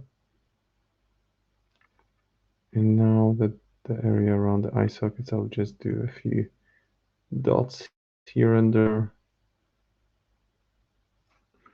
It looks almost friendly. Looks like a jam. That's very true. Like a blueberry jam? Maybe. A mixture of different types of jam. As long as it doesn't look like vomit, which, well, I mean, vomit is good reference, I guess, here. Now the tangs. So I will pick them out with red. So using Blood Angels red for this purpose. Gem Monster. Something from Sesame Street.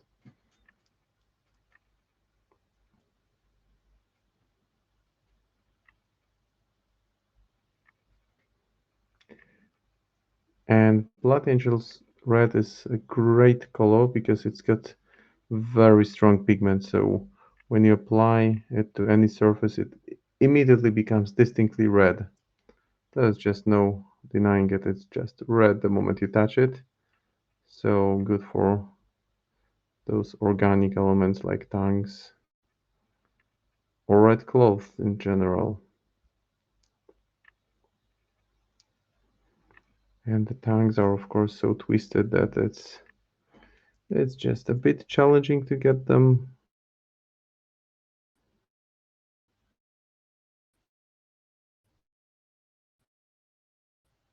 fully and start thinking about how and if I even want to highlight it further, whether I already like the saturated look. I think I might go towards a bit more orangish. That's a consideration.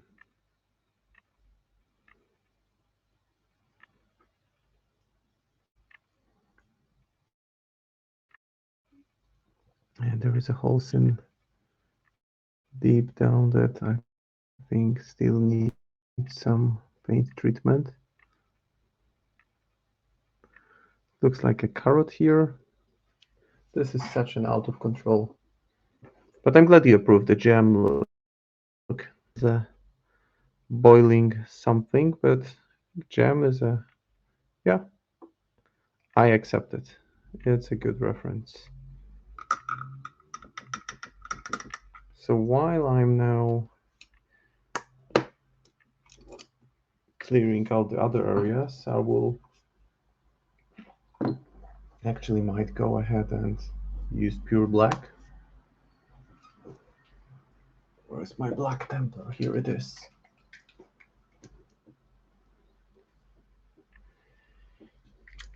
So I will just go and define the kettle, maybe the bat.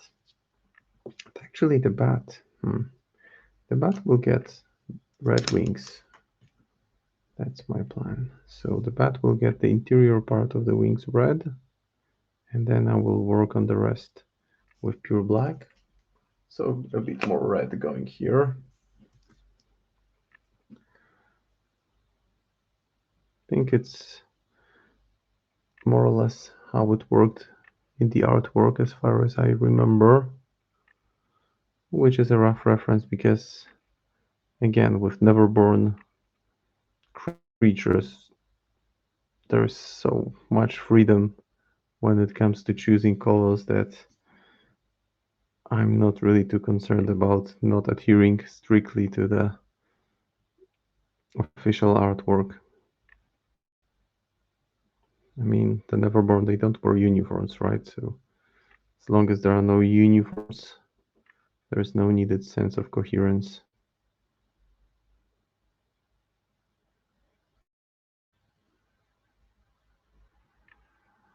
So this will for now just be red. Maybe the ears will be pink, so I'll just put them in red for now.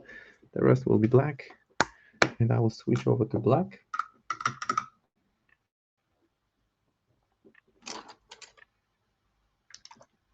To the Black Templar because I want this large metal spoon defined. It just will help me with considering the next steps. So once I have it out of the way and blocked in black, I'll be able to comfortably focus on carrots and tongues and other random bits.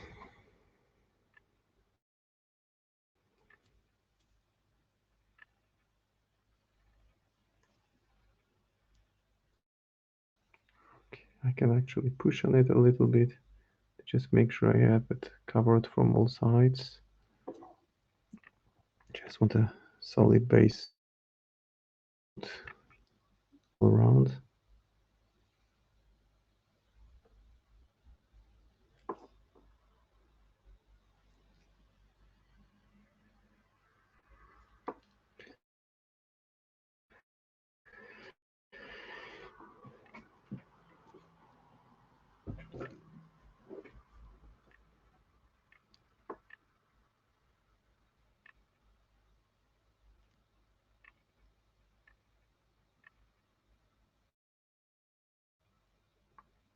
So now defining the cauldron, just making sure I mentioned earlier that I want it to be much darker than the rest of the model. So in order to achieve that, I just want to see it in pure black first, and then start the highlight work. So the border between purple and black doesn't look good here. There's just this clear and immediate change from purple to black, which I will be working on. It's not by any means the final effect.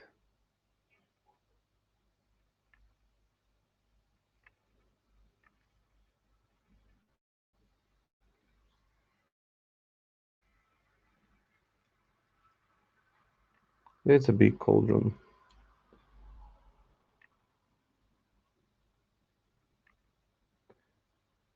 Now, whoever can caption best what the creature is screaming. My bet would be on dinner's ready.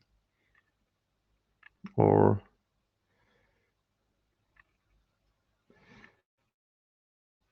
Bayou is not a faction. Come on, guys. If you have any ideas, put them in the chat, but bad ideas only.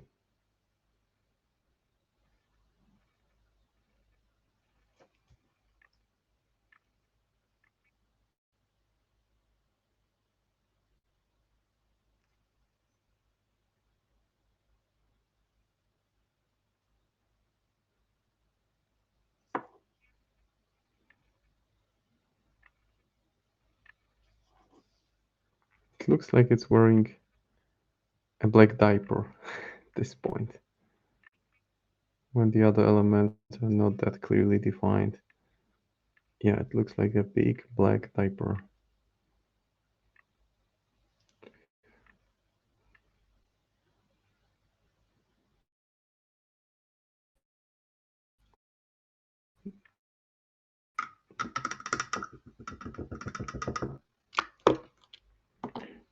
So now that I have this marked, why don't I actually do the yellow?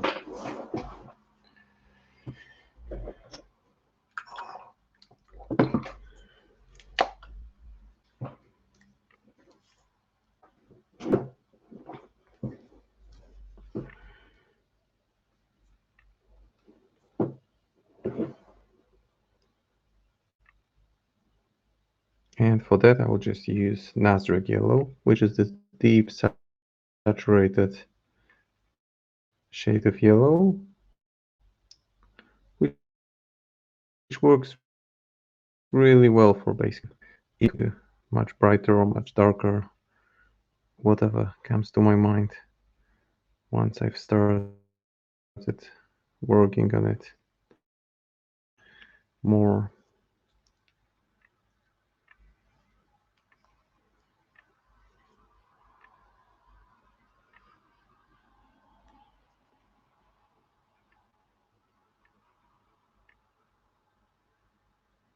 this chicken leg is bent at a really awkward angle.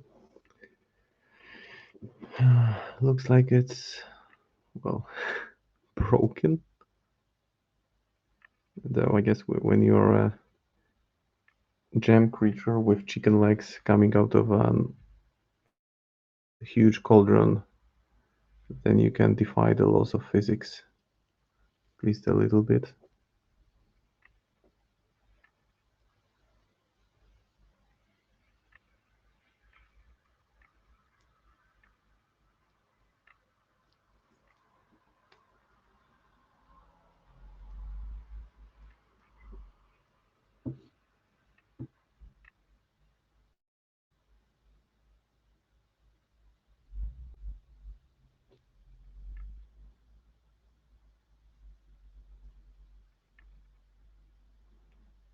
So again, going over the other leg.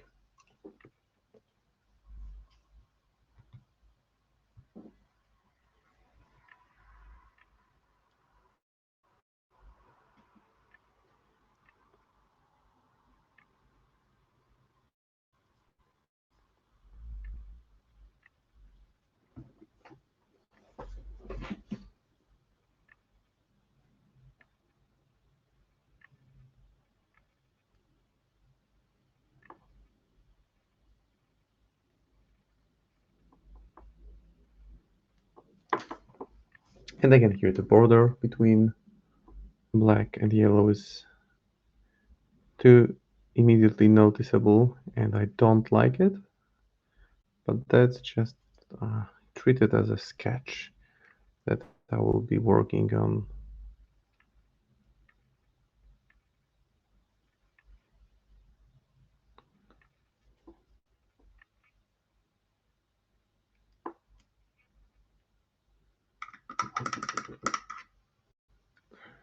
But the jelly part is mostly ready. So this is the most defining element of this model. That's why I wanted to get it out of the way first. Let me just refill my yerba, because then I can make sure that the other elements are built to match it. Just think about the uniforms of Los Angeles Lakers, right? Purple and yellow. So something like that, but different.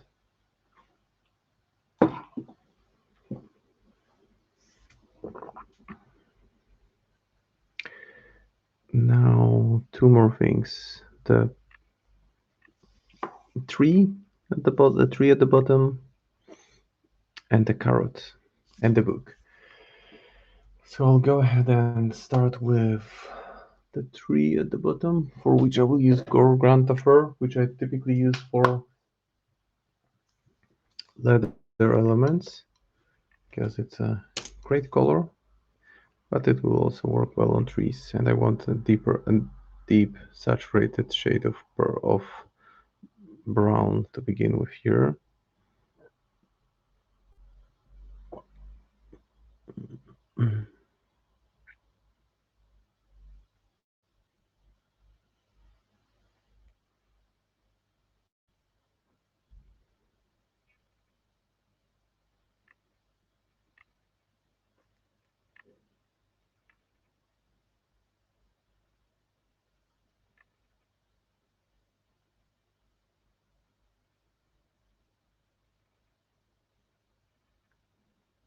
So just making sure I cover it thoroughly,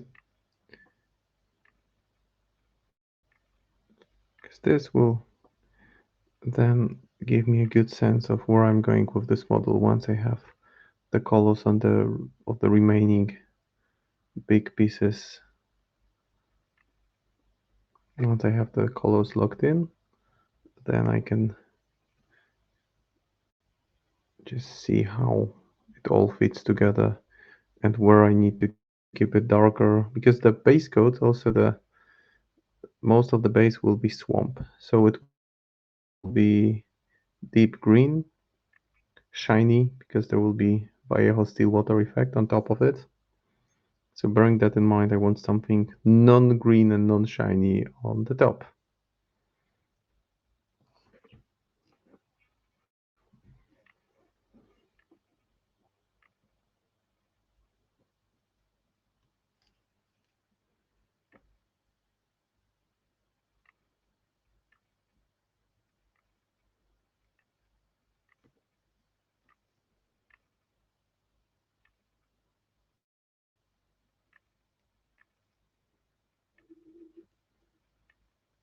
And some more purple on the base. So, I mean brown, just to mark the area, because this will be swampy green in the end anyway, so just easier for me to conceptualize the next steps when I have ground around it also marked in brown, as this will be a significantly different color anyway. So today normally I would block in all the main colors and then take it from there, but for this one I just worked on the main part of the body, the purple one, just to see how it looks afterwards and how to fit the rest of the composition to match it. And since I have dark brown, I will just block the eye sockets in the pumpkin. And also I just noticed that this pumpkin has something that looks like candles on its head. So another fun element to the base. Another element that gives it even more complexity. That's good. I like complex miniatures which have a lot of details to them.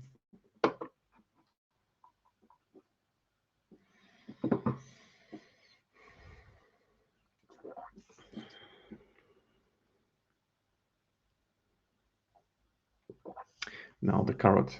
In order to paint the carrot, I need to bring back the base color because it got kind of lost. So this will be green and this will be orange.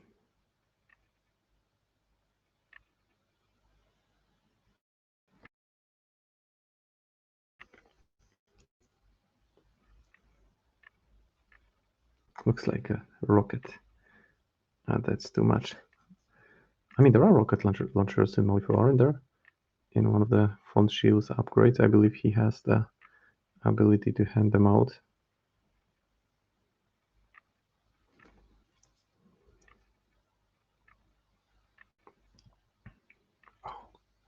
Now that makes reaching it really tough because I need to really stretch to get it covered, and I can already see that I need some black and purple in the back as well.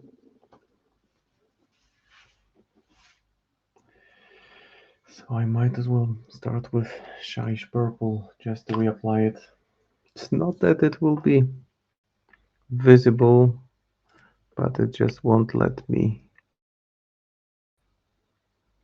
sleep peacefully if I know that there is unfinished business there. So hard really to get to all those elements. Because that's one of the things about pre-assembled miniatures, that you have to accept that you just won't be able to reach all the elements that are out there. You can do sub-assembly, but I guess I wouldn't be doing it anyway, so not complaining here for sure.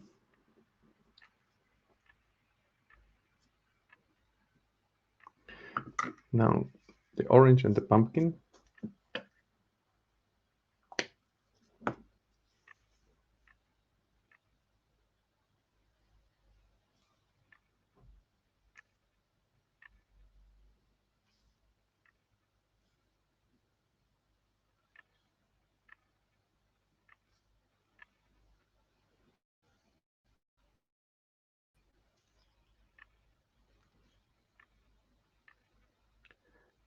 I mean, not the orange, but the carrot.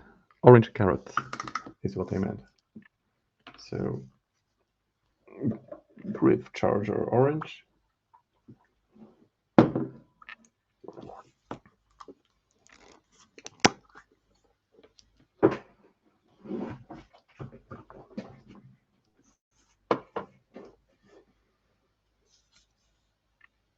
I can also pick the tip of the tongue, which I want to also tweak a little bit in the next stages.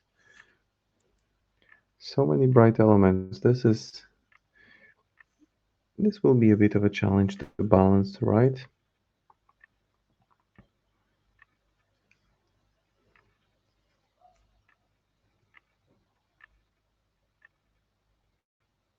Now the carrot is there. And the pumpkin, not painting the candles yet. I will leave them later. I think I will do them pale blue or pale green. Maybe pale blue would be a better choice.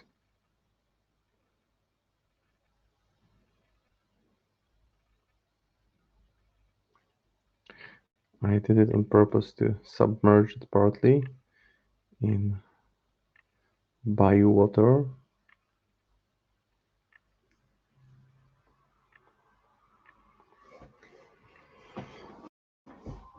Hey, thank you, Midbluff. Glad you like the colors. It's definitely something not really my comfort zone, making this kind of vivid colors, but you need to stretch your skills sometimes, I guess. Now the green part.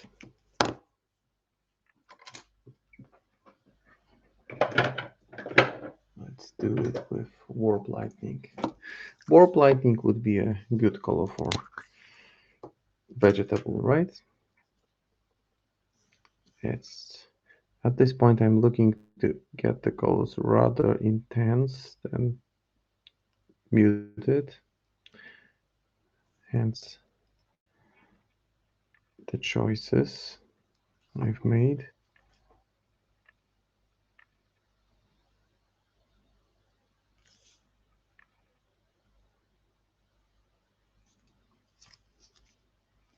Yeah, there is the little carrot.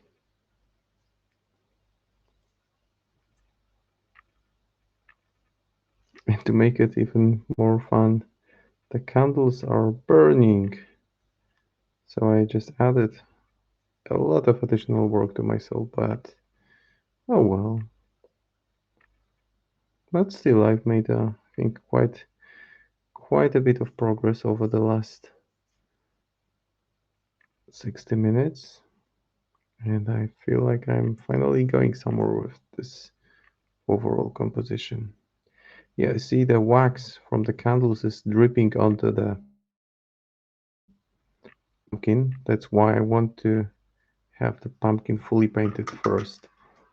And then I will work on the candles because no point in highlighting them now.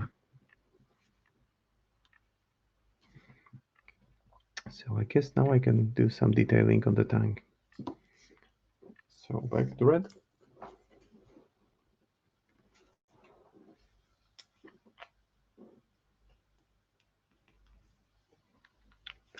And I'm going to make it still quite vivid.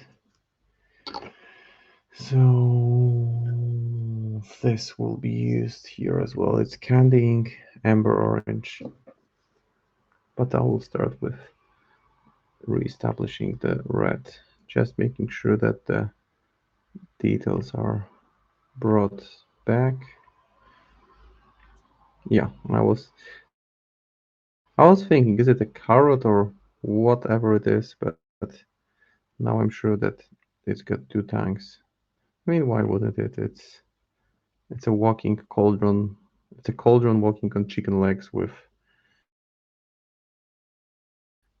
boiling something for the upper body. So why would it have just one tank if it can have two? You never know when you're gonna need the second one.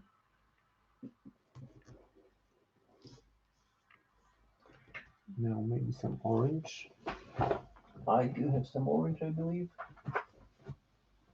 This is a wash. This is a paint. Okay, this will work.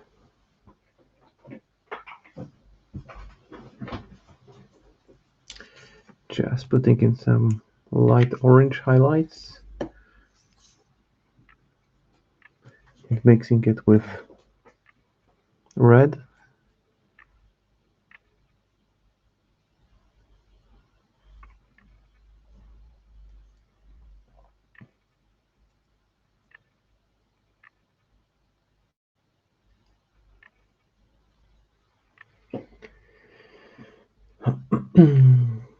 Actually, it's got some white dots as eyes, so I might as well think about.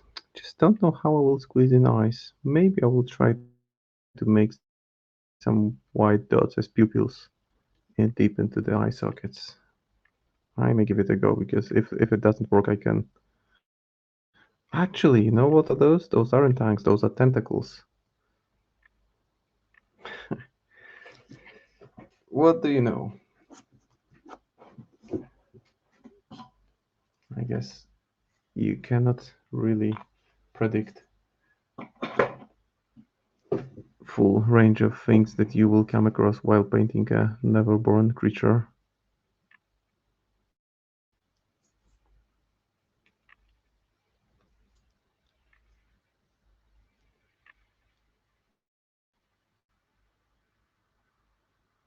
So kind of solidifying the highlights on the now I know the tentacle.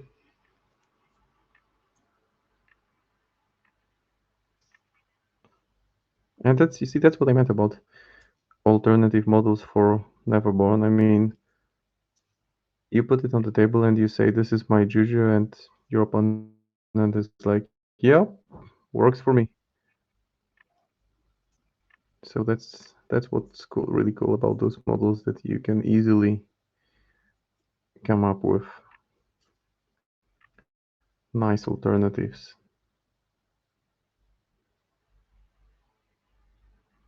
Just very light highlight. And then I will bring it all together with amber orange glaze.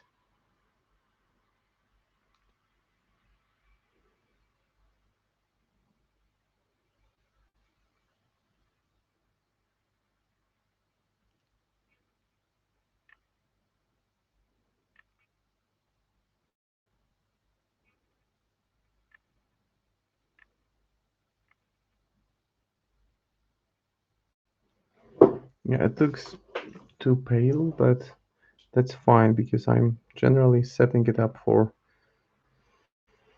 the wash with amber orange. So if it looks too pale in comparison to the rest of the composition, it's done on purpose because this will be nullified once the glaze is applied. So I can move on to the carrot and the pumpkin. Happy little carrot and happy little pumpkin.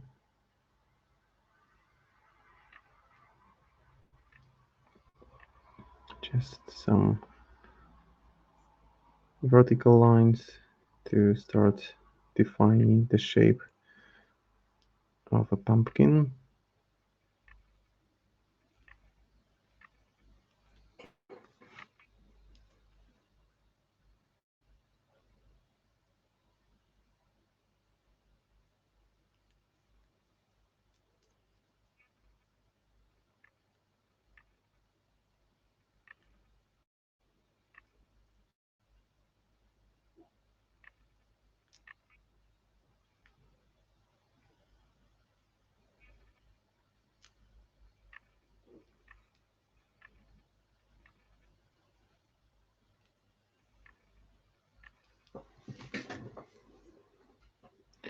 And for this, for further highlighting it, just to make sure it looks a bit different, I will add a touch of yellow using Aerial Yellow.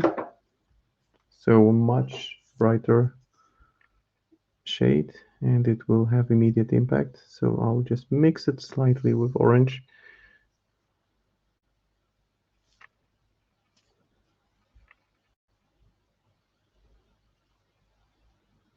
I mean, oranges can be almost yellow, right? The same goes for pumpkins if it's a ripe one, freshly grown.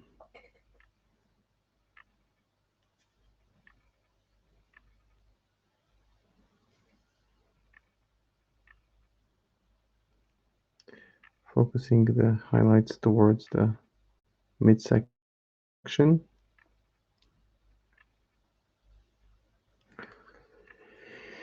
And I need a bit brighter shade, even brighter, so ivory white. Adding to the mix, and just very, very delicate highlight. Very small, thin line, but enough to make an impact. And as you can see, for those fine highlights, I'm not really using my thinnest brush, my smallest brush, because the paint, if you apply it on a very, very thin brush with very thin bristle, the paint dries very fast. And if I have a slightly thicker brush, which has the tip well formed, it just gives me a more of a sense of control of the process. So the carrot is highlighted. And maybe now the green part. For the green part, I do not have that many green colors, although I have one that will be quite okay. I don't even know the name of it, but it's this rather pale shade of green, which is fine with so many vivid colors going on around. I'm fine mixing these muted colors with well, not mute colors, muted colors with vivid ones, and that's what coming back to what I said earlier, that this is the stage where I have a good sense of what I want the composition to be, how I want to work it with it.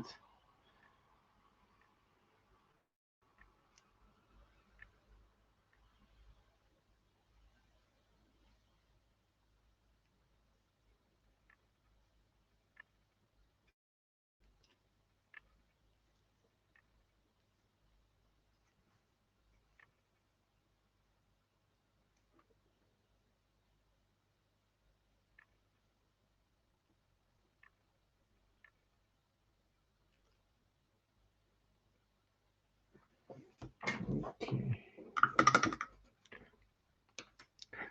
So now the amber wash to the tank.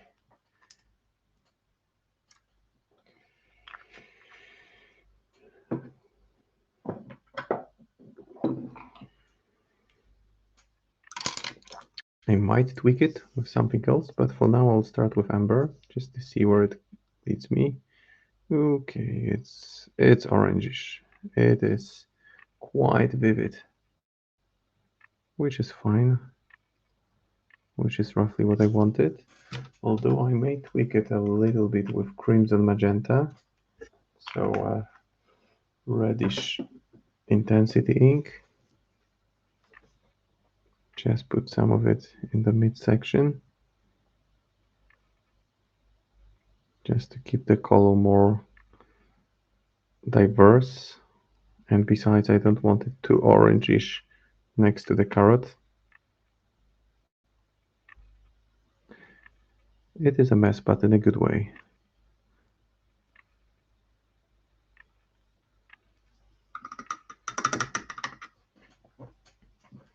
Okay, so 30 minutes left, and we are quite far into painting this one. So why not the metallics? I guess why not?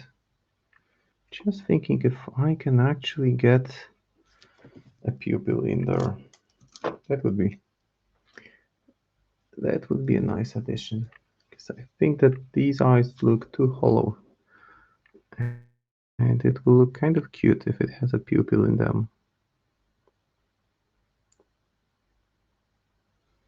Alright, there is one pupil. It looks really glossy because I applied a lot of purple color in it. Okay, there is the other pupil. Maybe I will make the right one a bit larger.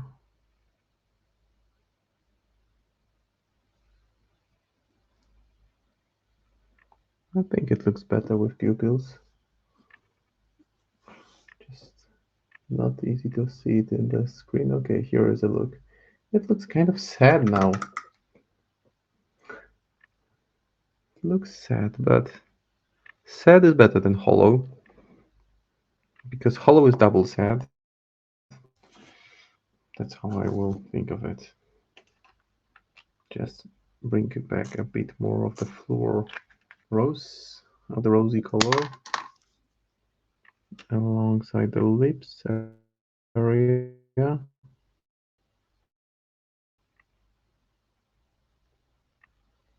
Because I thought that this section needs a bit more tweaking. But now it's easy for me to make those small changes because I have the big picture. I have more clarity on the composition. Oh, and we have this lovely worm here. So we need to think about the worm as well. Just adding a bit pink, a bit more pink.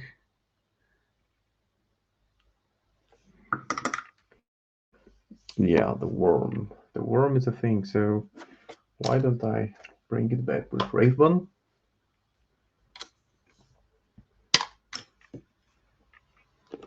I need a new brush for medium detail, medium size brush. So this is like a larva. It's got a pretty well defined texture, so would look good just after one layer of contrast paint. And I want this plug burr flesh for this one. So this rotten green look.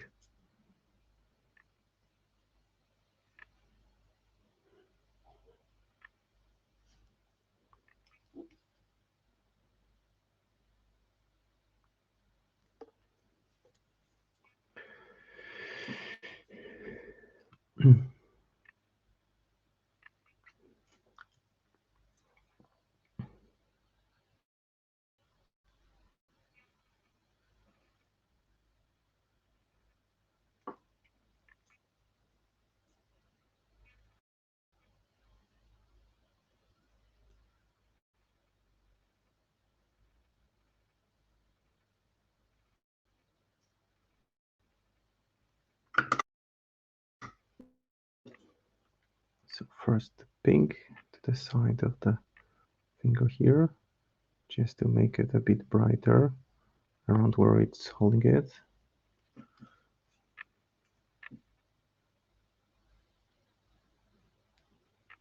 Okay.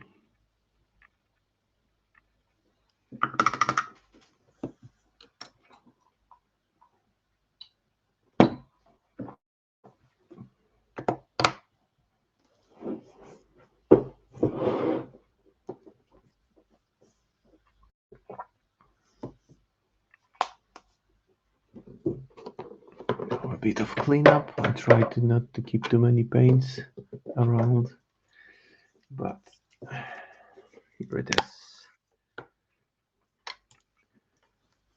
Plug burr flesh, which should be just perfect for this worm. Yeah, looks really good. Looks like proper choice of color for this one.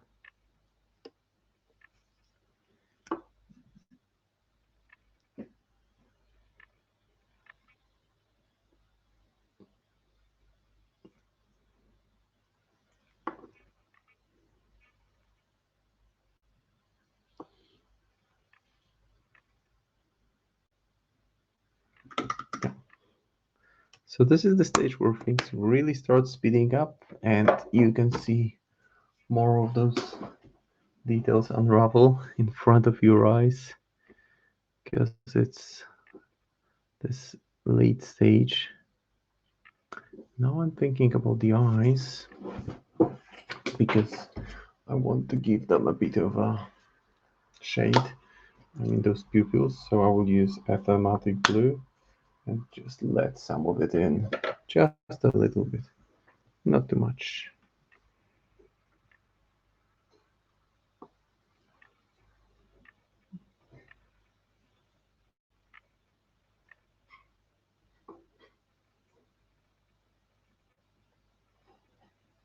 That's what I meant.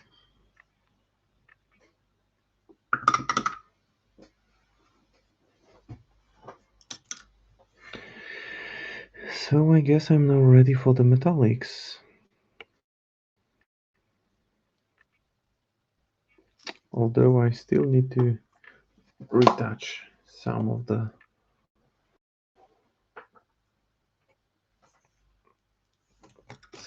wood at the bottom.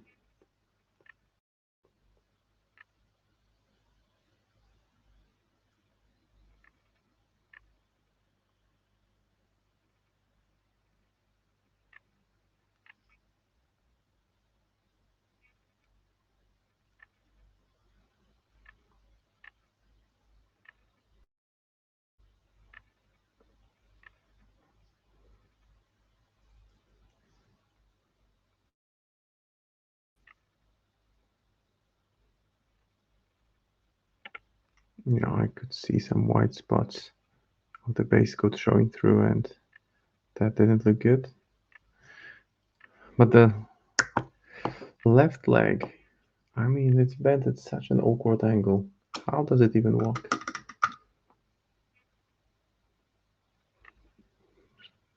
Well, it does somehow. Anyway, back to the miniature. So what I will leave for the next time will be the bat, the book, the candles. So now I think I will use the remaining time in the stream to work on the metallics. Although I can still do a bit of more work on the tank and or on the tentacle that the creature uses as a tongue. So I'll just give it a glaze of blood for the blood god, which is this gore effect paint. And it's a glossy paint, so it will also have this effect of adding additional contrast to the section.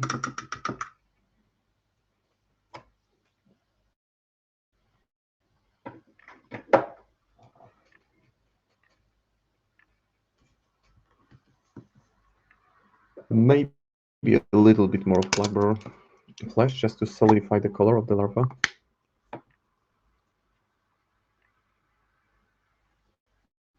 Yeah, that's better. That looks more rotten, which is what I would want it to be.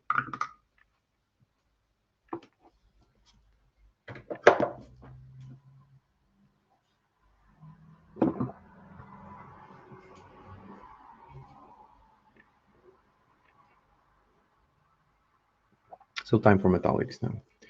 Now, the standard way I would approach painting metallics until recently would be to paint with black, then going over to dark metallics and gradually highlighting them. Now I've started doing it differently, so I'm going with the brightest color. I'm going with Mithril Silver, which is the brightest shade of metallic silver I have. And the reason I'm doing it so because, again, more control. I like to have better sense of control. And with this, I'll be able to first of all get it a solid base coat, and then tweak, saturate it, desaturate it with different glazes. So just and it's good. It covers the black base coat really well. So making sure I get some space in between the black and between the metal elements. So this circle here, this needs to be defined against the rest of the spoon, which is submerged into the mouth, which is the rest of the cauldron. Just making sure I get it from all sides. Now the interior part, this is a bit tricky, but I'm getting there. Okay, See, it doesn't look pretty, but it will look good in a second. I just want to make sure I reach all the elements, so I'll be just using a smaller brush to get to the bottom of it. Paint along this edge. And now use back to the larger brush. I'm doing more work on the cauldron.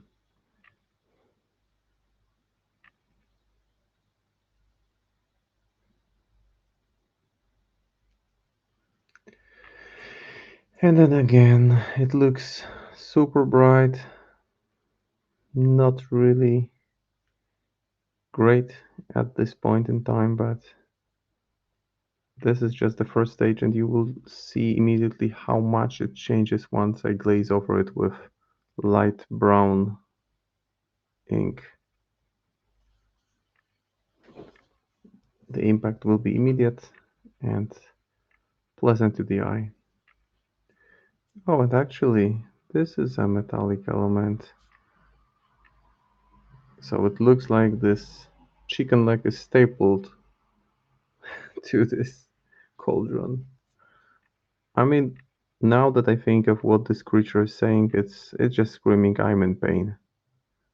And because I'm in pain, I will put more pain on you, whoever you happen to be.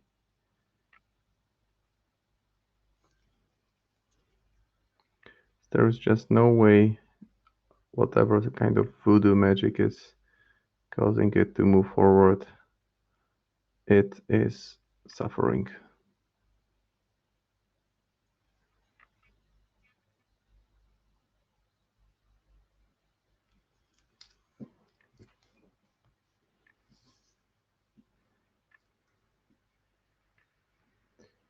I'm just checking the time, 20 minutes, which is great because that means that by the end of the stream I will have covered all the basics and we'll just have a couple of small things to do for the next stream, which means that next stream I will be finishing the Juju Bedeviled Kettle, and I can also start on either the Zoraida or the Prince Toden. I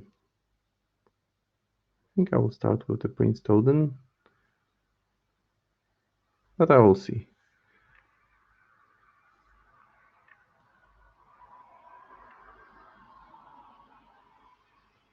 Now this is the area where I want to make sure that there is some black showing through around the handle here and in the interior part.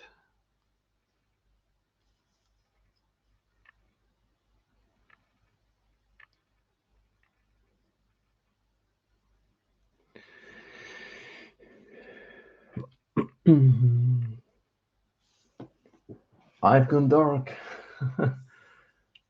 All the pain all the time. Well, okay, but just looking at the bright side of things, maybe this creature is in pain, but hey, at least it's colorful. Maybe it brings a smile to someone's face before it comes too close. Come on, how can you be happy if you have your foot or part of your leg actually stapled to a metal element that you're forced to carry with you wherever you go? Although it might be just, strong magic, so yeah, who knows? You never know in Malifaux.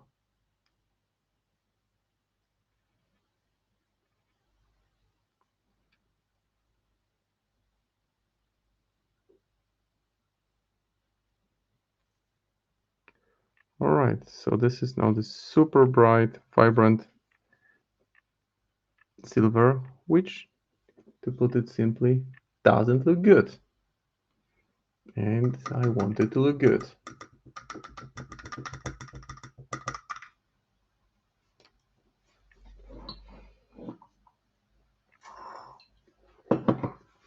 So I will use the hair dryer just to make sure it's fully dry before I put ink on it.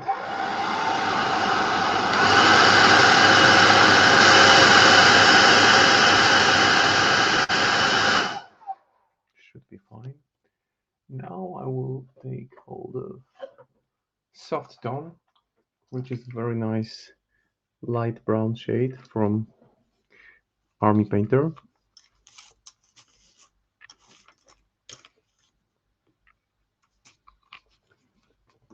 Get a big brush.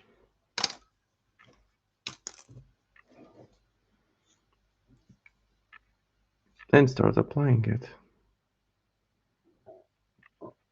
on all the metallics. As you can see, it just flows into the middle really nicely.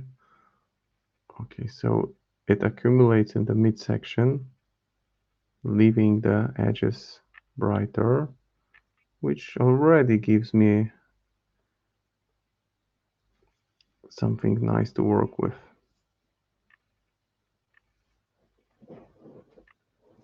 And the same on the belly.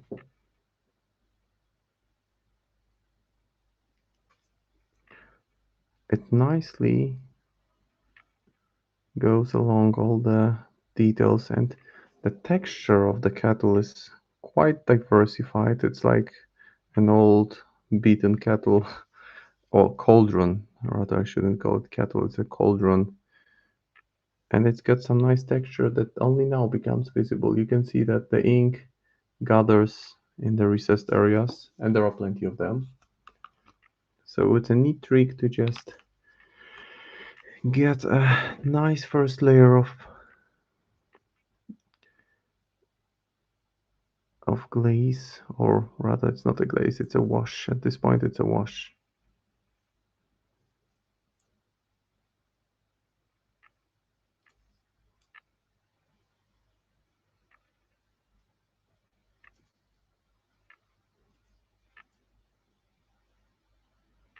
And I will use the hairdryer in a second just to speed it up, but it's already kind of blending into the overall composition better. I will then use different saturation of brown to keep it to make it look like it's a bit more rusty.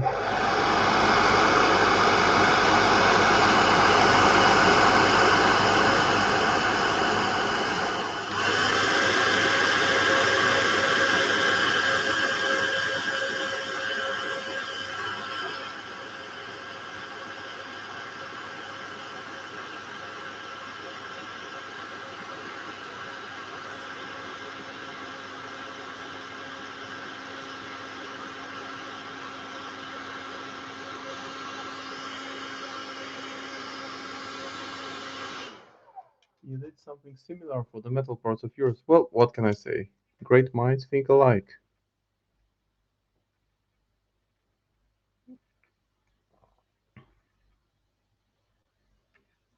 Okay, now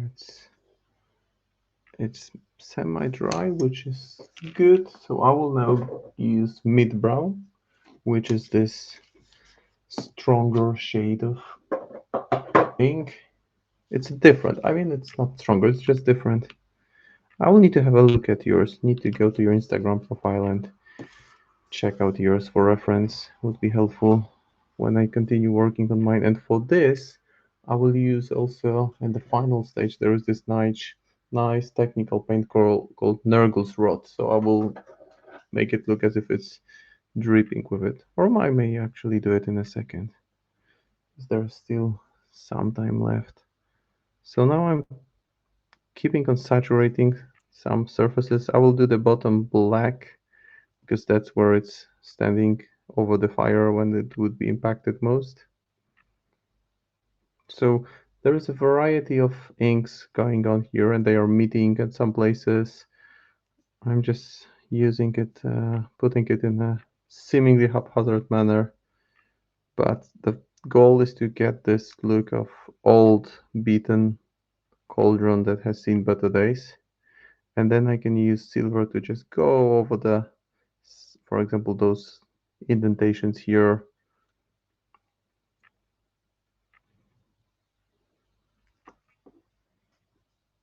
But it's already looking much better. So why don't I actually put the Nurgle Rod now? Because it's a very appropriate color.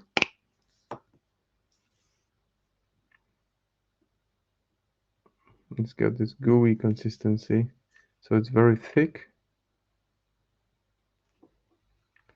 And if you think of this large fist squeezing this tiny larva, well, you wouldn't want to be that larva in the first place, but there might be things oozing out of it. Sorry if it disgusts you, but well, it is what it is. It's not a pretty sight.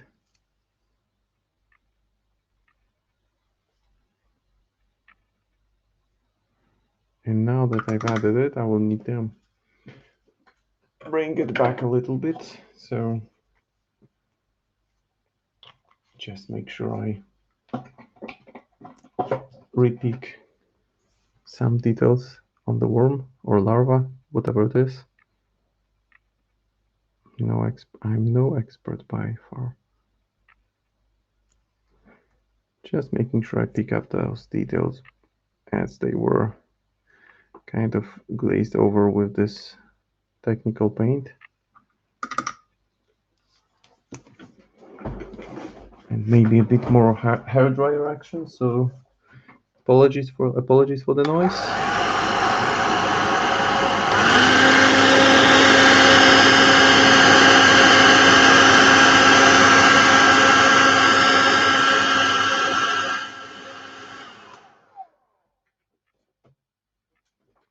And I think I will go ahead and use, actually, I'm looking for the right paint. That's the one, snakebite leather, for those circles, for those handles.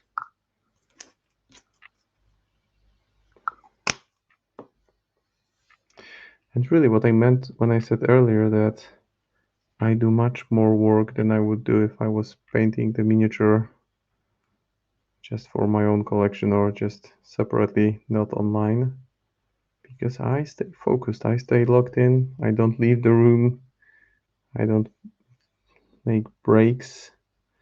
It's just 3 hours of pure painting fun. So now I'm using the contrast paint called Snakebite Leather, which has much stronger pigment. So I will use it. Oh yes, I did warn you.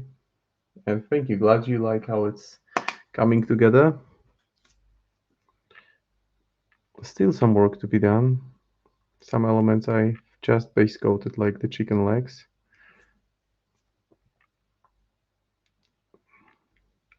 I should be giving a fair warning because it can be extremely loud.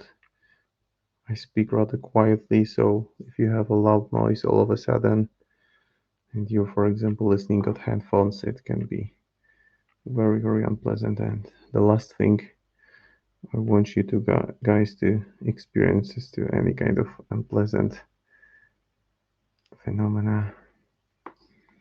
Okie dokie, so this looks like beaten copper cauldron, and I will further reinforce it with black, or maybe not pure black. I don't need to go pure black on that. I will use Tiger Brown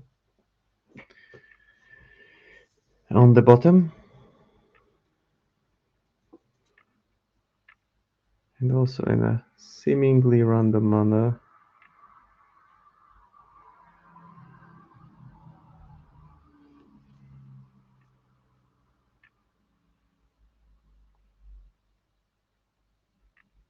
just place some of it at the bottom, maybe a little bit here in the middle.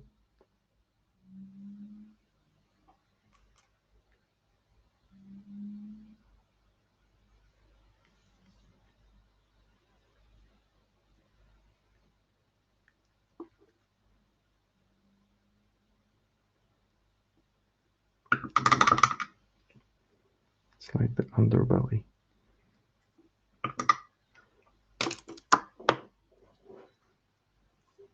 Sure thing. And now I'm actually, what I will do now is I will use the sponge for adding in some chipped metal effects. And for this, I'll just grab a piece of the kind of sponge that is typically in the box with miniatures.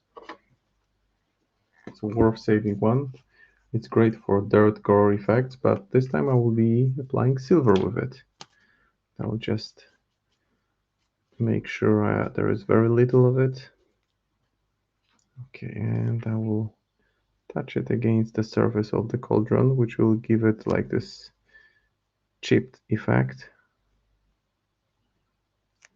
Chipped paint or chipped metal, just a not battle damage, but cooking damage.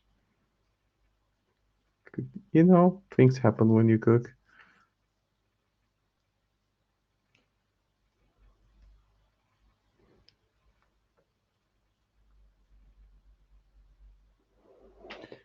And on top of that, I can also use some of the deep brown I have and just get it mixed together. Yeah, so this will be a nice environmental hash, cooking hash slash whatever damage.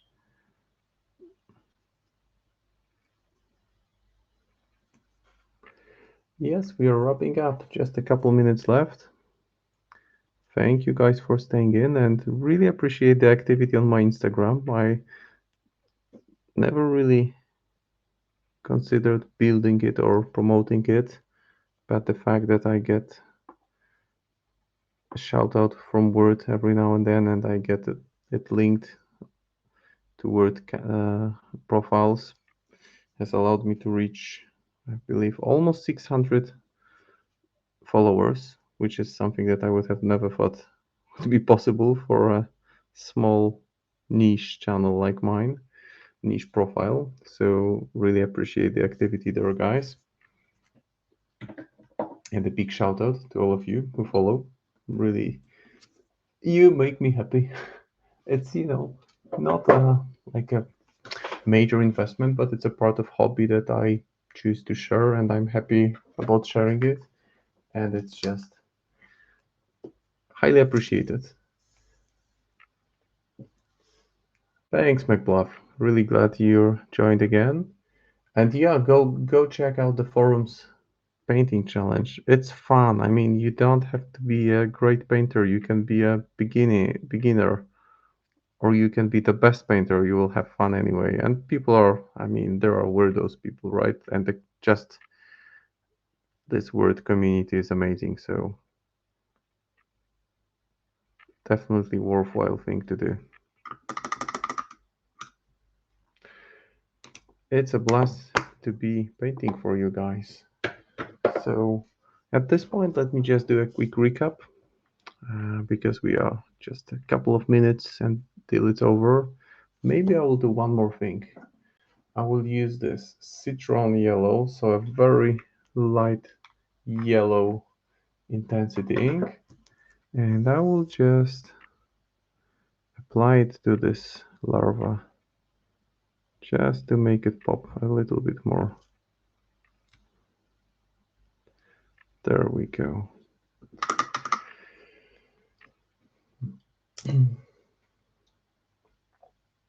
Oh, definitely. Tell us about this painting challenge. Maybe not much time left, but next time round, I'm more than happy to learn more about it. So, what we've done today. So, starting from scratch from base code, focusing on the gooey, gemmy thingy that's the creature that the creature is made out of. Then making, or actually paint the interior of the face first. Then just marking all the remaining details, painting things like carrot here, pumpkin at the bottom, and then doing the metallics, the worm in the middle or the larva. So for the next stream, and the eyes looks just miserable. I don't know what it is about those eyes that make it look so sad, but it looks so unhappy. The tentacles are in. I may actually consider some effect, something more fun. But for the next time, I will start probably with the legs, with the chicken legs, the wood, and then work on details like this book, the bat. And then once this model is complete, next time I will probably just move into either the Prince Toden or the alternative Zoraida. One of them. I think the Prince, because I was asked to paint this one in blue with black, so it's going to be fun. You can see one pumpkin submerged into what is bayou water. And also I've done some weathering on the cauldron from the point where it was bright silver to the point where it's barely silver at all, where it's more like a beaten copper that has seen some bad use. And actually there are some feathers, so now that I look at those chicken legs, I will need to bring them back, and those will be also repicked with probably light yellow. No, I mean not light yellow, light white, bright yellow, dark brown. So a couple more things to do. But this will have to wait for the next stream. And I'm for now I will thank you guys for joining. Always a pleasure to read the chat and seeing your live comments. Make sure to check out the other streams that are coming the rest of the week. And have a great rest of the week, everyone. Make sure you paint some minis and share them with the community. So thank you guys for sticking around, and I will see you next week with some more crazy stuff. Bedeviled Kettle, frogs, toads. It will be fun. Take care, everyone. That's a wrap for tonight. Bye bye.